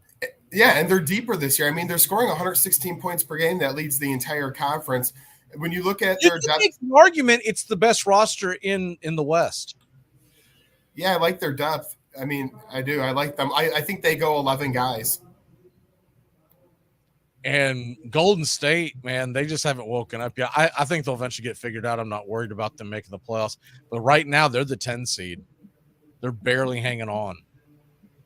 And man, the West is just – Dallas is down there. There a lot of – to me, the West is going to figure itself out. You still got teams like Sacramento, Utah, teams that people think might have been in rebuilding that are still winning. I think the West will shake up a little bit in the second half. Well, and the West is so blasé. Even the Lakers have a shot right now. They're only, 2 games out of the final number 10 spot? I mean, all you got to do is make a couple of moves and get in the playoffs. If the Lakers don't even make the playoffs, I mean, I don't think it's the worst thing for the franchise, to be perfectly honest with you. It's a reality check. It's not the worst thing because what if you luck up and get a high lottery pick? This is the year to do it. They say there's the most NBA ready talent in the first 5 to 7 picks. So if you go on and get in that lottery, this seems like a great year coming up. Celtics they're 21-5, and remember they lost. Was it 3 of their first 5 games? I mean, they're on a tear right now. They can't beat the Bulls for whatever reason, but I think we're 1-2 against the Bulls this year. But yeah, that is. I went to one of those games and it was fun. But I love the addition of Brogdon before the year. Not to talk too much into it, but it was I'll be honest with you, that entire roster, I've watched more Celtics games this year than I have in a while because they're on national television. I don't buy the NBA package because it's really not worth it to me. But if they're on TV, I will watch it because I got them set to record, right? And Brogdon coming off the bench, I think is going to help them stay healthy. And not to mention the fact Jaylen Brown's playing out of his mind. Thank the world we didn't trade him. And even, guys like Grant Williams, I mean, he went off last night to start the game. And they don't even have Robert Williams. Robert Williams doesn't come back for about 2 weeks because they want to get him in game shape. He's essentially healthy right now, but they've done all this without Robert Williams. When healthy, could be the deepest roster in the NBA. Yeah, and Peyton Pritchard, he's a good little guard off the bench. They've got so many shooters now. Sam Hauser that played at Virginia. I think some people would probably remember him. And Blake Griffin's there. Blake Griffin can't even get in the game. He's like waving his arm. Hey, do y'all know y'all signed me? Shh. Get down over there, man. All right, we got to take a quick break. When we come back, we're going to talk Thursday night football. We're going to get our locks. We're going to talk some props. We'll be back in a flash here on Braves Country, on the Key, and Armchair Quarterback Radio. Try to stop smoking. That's a beauty, huh? Well, with cigarettes, my wife and I, we made... Someone asked me one time, you ever bet in the WNBA? I'm like, no. Nobody cares about the WNBA. They don't, sorry. Perfect example, Brittany Griner, WNBA superstar, currently in a Russian prison. If that were LeBron James, we would have sent SEAL Team 6, Jason Bourne, and 3 Girl Scouts for an extraction. It's time to live, laugh, and create memories again with MSC Cruises. Join us on some of the world's most modern and innovative ships. Discover again at our new private island, Ocean Key MSC Marine Reserve, named Best New Cruise Destination. Cruise the Caribbean and Bahamas from Miami or Port Canaveral. Book now with free balcony upgrades and flexible booking changes. Call your travel advisor or visit MSCCruises.com. Restrictions apply. MSC Cruises, a world of discovery. Wendy's only makes one kind of breakfast, your new favorite one. How do we do it? With fresh cracked eggs, oven-baked bacon, and flaky croissants. You know, the things your old breakfast wasn't doing. So toss that old news and its soggy eggs somewhere useful. And get to Wendy's. A sausage, egg, and Swiss croissant, bacon, egg, and Swiss croissant, and honey butter chicken biscuit. Choose wisely. Choose Wendy's. Limited time only. Single item at regular price. Price and participation may vary at U.S. Wendy's. Armchair Quarterbacks Radio covers the whole SEC the whole season long. Dobbs heaves it. They're bunched up in the end zone. It's tipped up. It's caught. It is caught. Jawan Jennings. Just the start of things. First quarter at the Gator Bowl in Jacksonville. And Walker streaks to the right. Gets outside. The 35. Look out. He's past midfield and he's got a blocker. Cuts to the inside. Herschel Walker. There he goes again. Straight up the middle. Touchdown.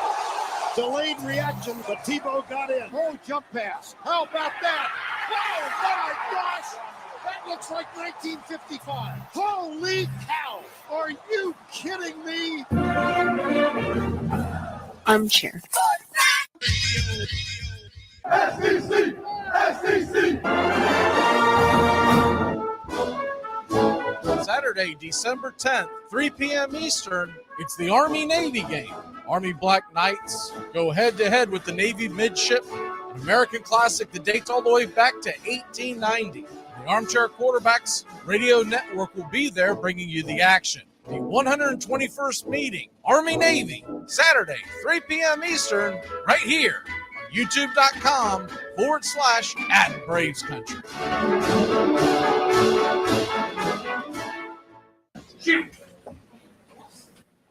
All right, who did this?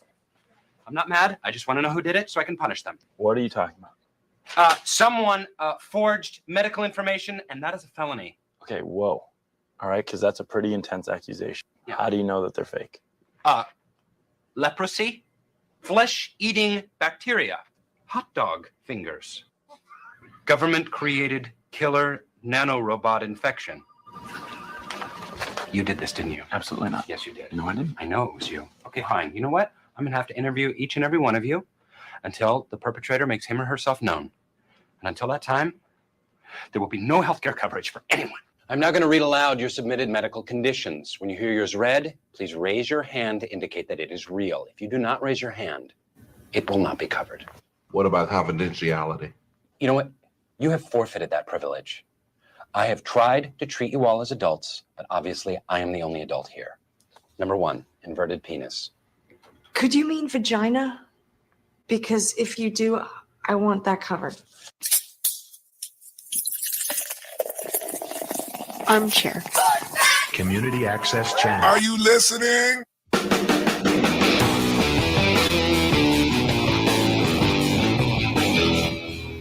Welcome back. Dansby Swanson. Carlos Correa still out there on the free agent market, as Xander Bogaerts has been scooped up by Padre. Another guy making darn near $300 million. They don't need a shortstop. Some guy by the name of Tatis, he's going to be back in like... It's not like this is the only year Tatis is locked up on. When did they become the Dodgers? When did they become the evil empire? Yeah, that's what I'm saying. I don't get it. I did hear one theory today where they were saying that. So I guess I kind of forgot about the fact that a lot of these contracts, so many of them have opt-outs, and evidently Manny Machado has an opt-out after this year. So this is kind of their way of having some insurance in case Machado opts out. But what if he doesn't? The shift is gone. So you're going to have Tatis play short. Bogaerts.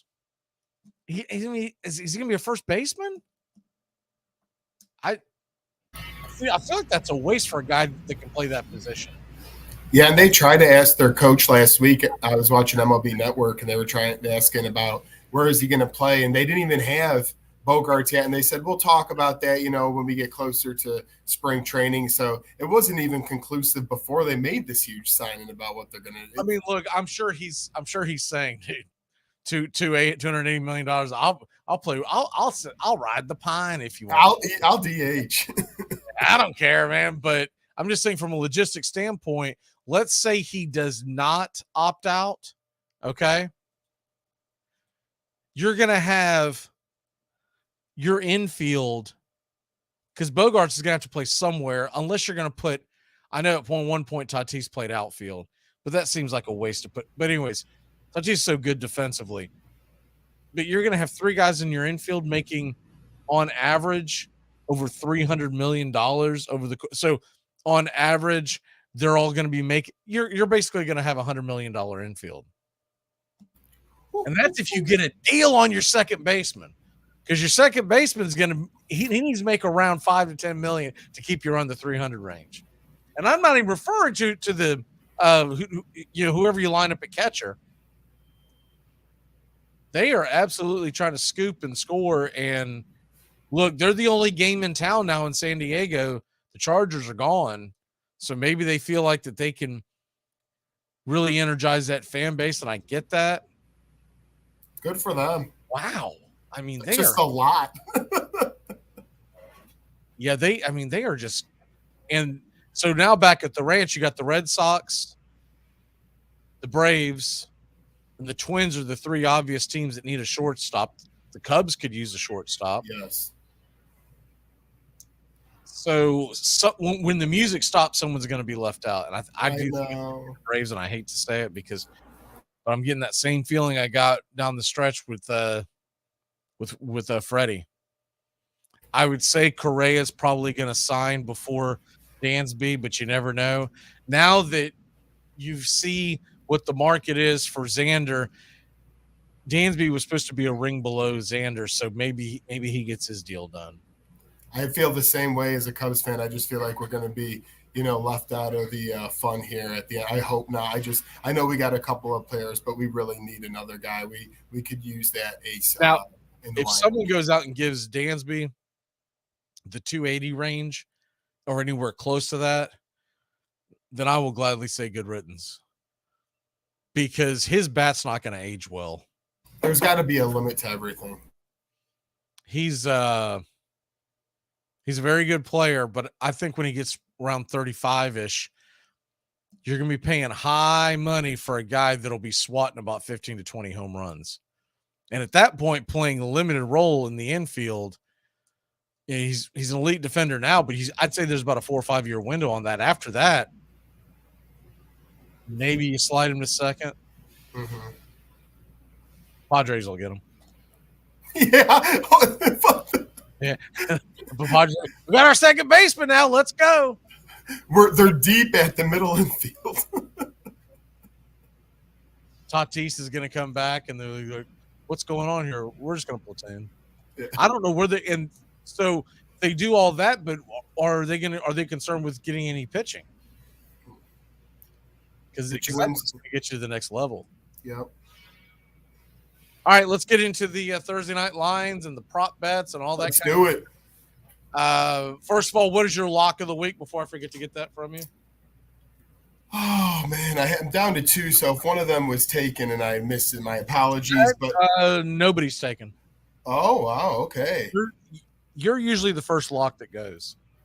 Yeah, so I need to make sure I hit on it if I'm going to be allowed to get the first, right? Well, I was between 2, but the way things are going, and the line actually just went down according to where I'm at. I'm going with the Titans this week. Home against Jacksonville. It says -3.5 what I'm looking at right now. It went to 3.5. Even with Lawrence, I think the Titans would cover that. So without him, imagine what I think. So I don't, like I always said, you don't bet against Mike Vrabel, and then that Bengals game a couple weeks ago happened. But that, and then the Eagles. But I still think they're going to recover. People are going to be down on them now. They're still easily going to win the division. They'll get it together in the last month of the season and have a decent record. So I'm going to take Tennessee -3.5 to beat up on Jacksonville. Okay, right now the Raiders are a 6.5 point favorite. The over-under is 42. That has gone down, my friend. I mean, big time. Ooh. Because when it opened, it was 44.5. That's when I grabbed it on the under. And as the week has gone on, and now there's more and more talk about the fact that Baker Mayfield may be starting the game or playing in it at some point, the under continues to roll downhill. That is a very interesting thing. Let's take a look at some prop bets. I want to see what they got rolling here today on this is the type of game where you need those prop bets. Yeah, absolutely. I jumped on. Let me read off to you what I've got live tonight. Okay. I did a double one for the game, so I've got a teaser where the Raiders just have to win -0.5, and the under is 49.5. I've got a long teaser, a much bigger teaser, where that started on Monday night. I grabbed the under on the Saints game. I've got a really low over because it's a 13-point teaser. So, I mean, we're talking about things got to go your way. 13-point teasers, for people who want to know, the most bettors will say don't do it. But you get 13 points to swing one way or the other, but it's like a parlay. They all have to hit. So 13-point teaser. So the Saints were getting 16 points. I felt very good about that. They obviously covered. I've got tonight's game. Now I don't feel as good about it because of the whole Baker Mayfield thing, but the over is just 31.5. So I need a sweet spot where the score stays somewhere between 32 and 49 tonight. So both mine will hit. And if it stays alive, I need the over in the Army-Navy game, which would take it down to 20, and the Titans will get 9.5. So that's what I have there. Yeah, and like you said, it's going to come down to who plays quarterback. They said, I believe Schefter reported that Wofford will get the pregame warm-up, but they don't know how long that's going to last, if at all. So Baker Mayfield could be coming into this game so fast, right off a plane from Carolina where nothing good happened. Okay, so let's go ahead and hit some prop bets. By the way, which way would you be leaning on the straight up spreads? -6.5, and the under is now 42. I actually like the Rams in the under. A lot of people are high on Vegas right now. They've had a couple of nice performances, one being in Seattle last week against the Chargers. I just feel like it's one of those games that a lot of people think one way. We still have 2 below 500 teams here, and the Rams could use a big game on their home field. So I actually like the under, but the Rams to eke it out. I still think the Rams lose, but the Raiders only win by like 3 points. Okay, real quick, because we only got a few minutes. Here we go with okay. Let me get to interpoint. Okay, here we go. Devontae Adams, total receiving yards 90.5. You take the over or the under? Over. Even won't Ramsey be on him? It depends. Sometimes Ramsey doesn't. I feel like sometimes Ramsey follows. Sometimes he. That's one thing that I would want to know in their game plan. What about Josh Jacobs? The over/under receiving yards 21.5. I'm going over. He's just been a monster lately in every facet. Kyron will. You know what? Let me leave the running backs to the rushing. Foster Moreau 32.5 yards receiving. Under. Van Jefferson 36.5 yards receiving. Under. All right, now let's get over to the running back, quarterback props. I bet this is comical. Oh, this is good. Oh, the only thing they have is Derek Carr. Derek Carr 249.5 yards over under and 1.5 touchdowns. Over and under on the touchdowns. Cam Akers 45.5 yards. I feel like I'd take the under. Yeah, I'm going. Austin Jacobs 89.5. That's a high number. Wow. Kyron Williams just 25.5. Throw a couple bucks on that. Absolutely. I think he's the lead back. Yeah, why not? Maybe even more than a couple. Seems extremely low. I don't know why it's. Anyways, I just clicked that sucker. I'm gonna look at it more after the air. I guess that's about it. What's the score tonight? I'm gonna go Raiders 21, Rams 17, and what will be kind of a hard game to get through on Amazon Prime tonight, if I'm being quite honest with you. I have a couple of fantasy implications. I'm rooting for the running backs, but I think it's going to be a tough for both offenses to really get going. Raiders win, but don't cover. All right. We're coming just about up on it. What is your walk-off for the day? My walk-off's going to be exactly that. Fantasy, a lot of leagues are, maybe just started the playoffs or last play of the regular season. Most of mine are at the last week of the regular season, and I need a couple of guys to do good starting tonight, Josh Jacobs and Cam Akers, so I'm really going to be rooting for them, and that's going to be my focus the next couple of weeks with my Colts just hitting rock bottom. All right, my walk-off would be do your honey-do list tonight because this game's not worth watching. See what I'm saying? Get it all out of the way because you're going to have a good day, a good weekend for football. You're going to have the Army-Navy game this Saturday. I don't think there's much on tomorrow night either. Nope. So get all the movies she wants out of the way, get all that stuff out of the way so you can open yourself up to a pretty good NFL Sunday. We will be back tomorrow, 3 to 5. I'll have Bobby with me in the first hour. I'll have Tones with me in the second hour, and we'll be talking NFL, and we'll start looking forward to the college spreads and the bowl games, and we'll start our college bowl challenge, and I'll get that all out to y'all. All right, well, for all the guys and gals behind Armchair Quarterback Radio and Braves Country here on the Key, I'm Mac McGee, and for Joey, we will see you mañana. Y'all have a great one. Goodbye, sweetheart. Well, it's time to go. We're back tomorrow with another show. Well, unless we're fired, we'll talk to you then. Goodbye, sweetheart. Goodbye. Goodbye. Guys and gals, it's time to go. We'll see you on the next show. Same bat time, same bat channel.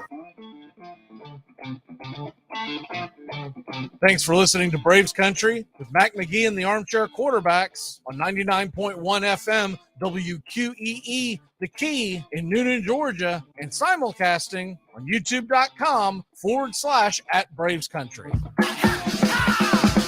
Braves Country comes your way weekdays, 3 p.m. Eastern to 5 p.m. Eastern. Please follow, like, and subscribe today. Armchair Quarterback Radio, your first choice for Southern sports.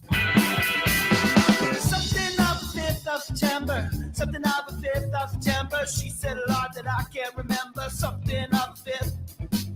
Can I get another cigarette, please? Can I get another cigarette, please? Yeah, I know I live to regret it. Just give me another cigarette, please.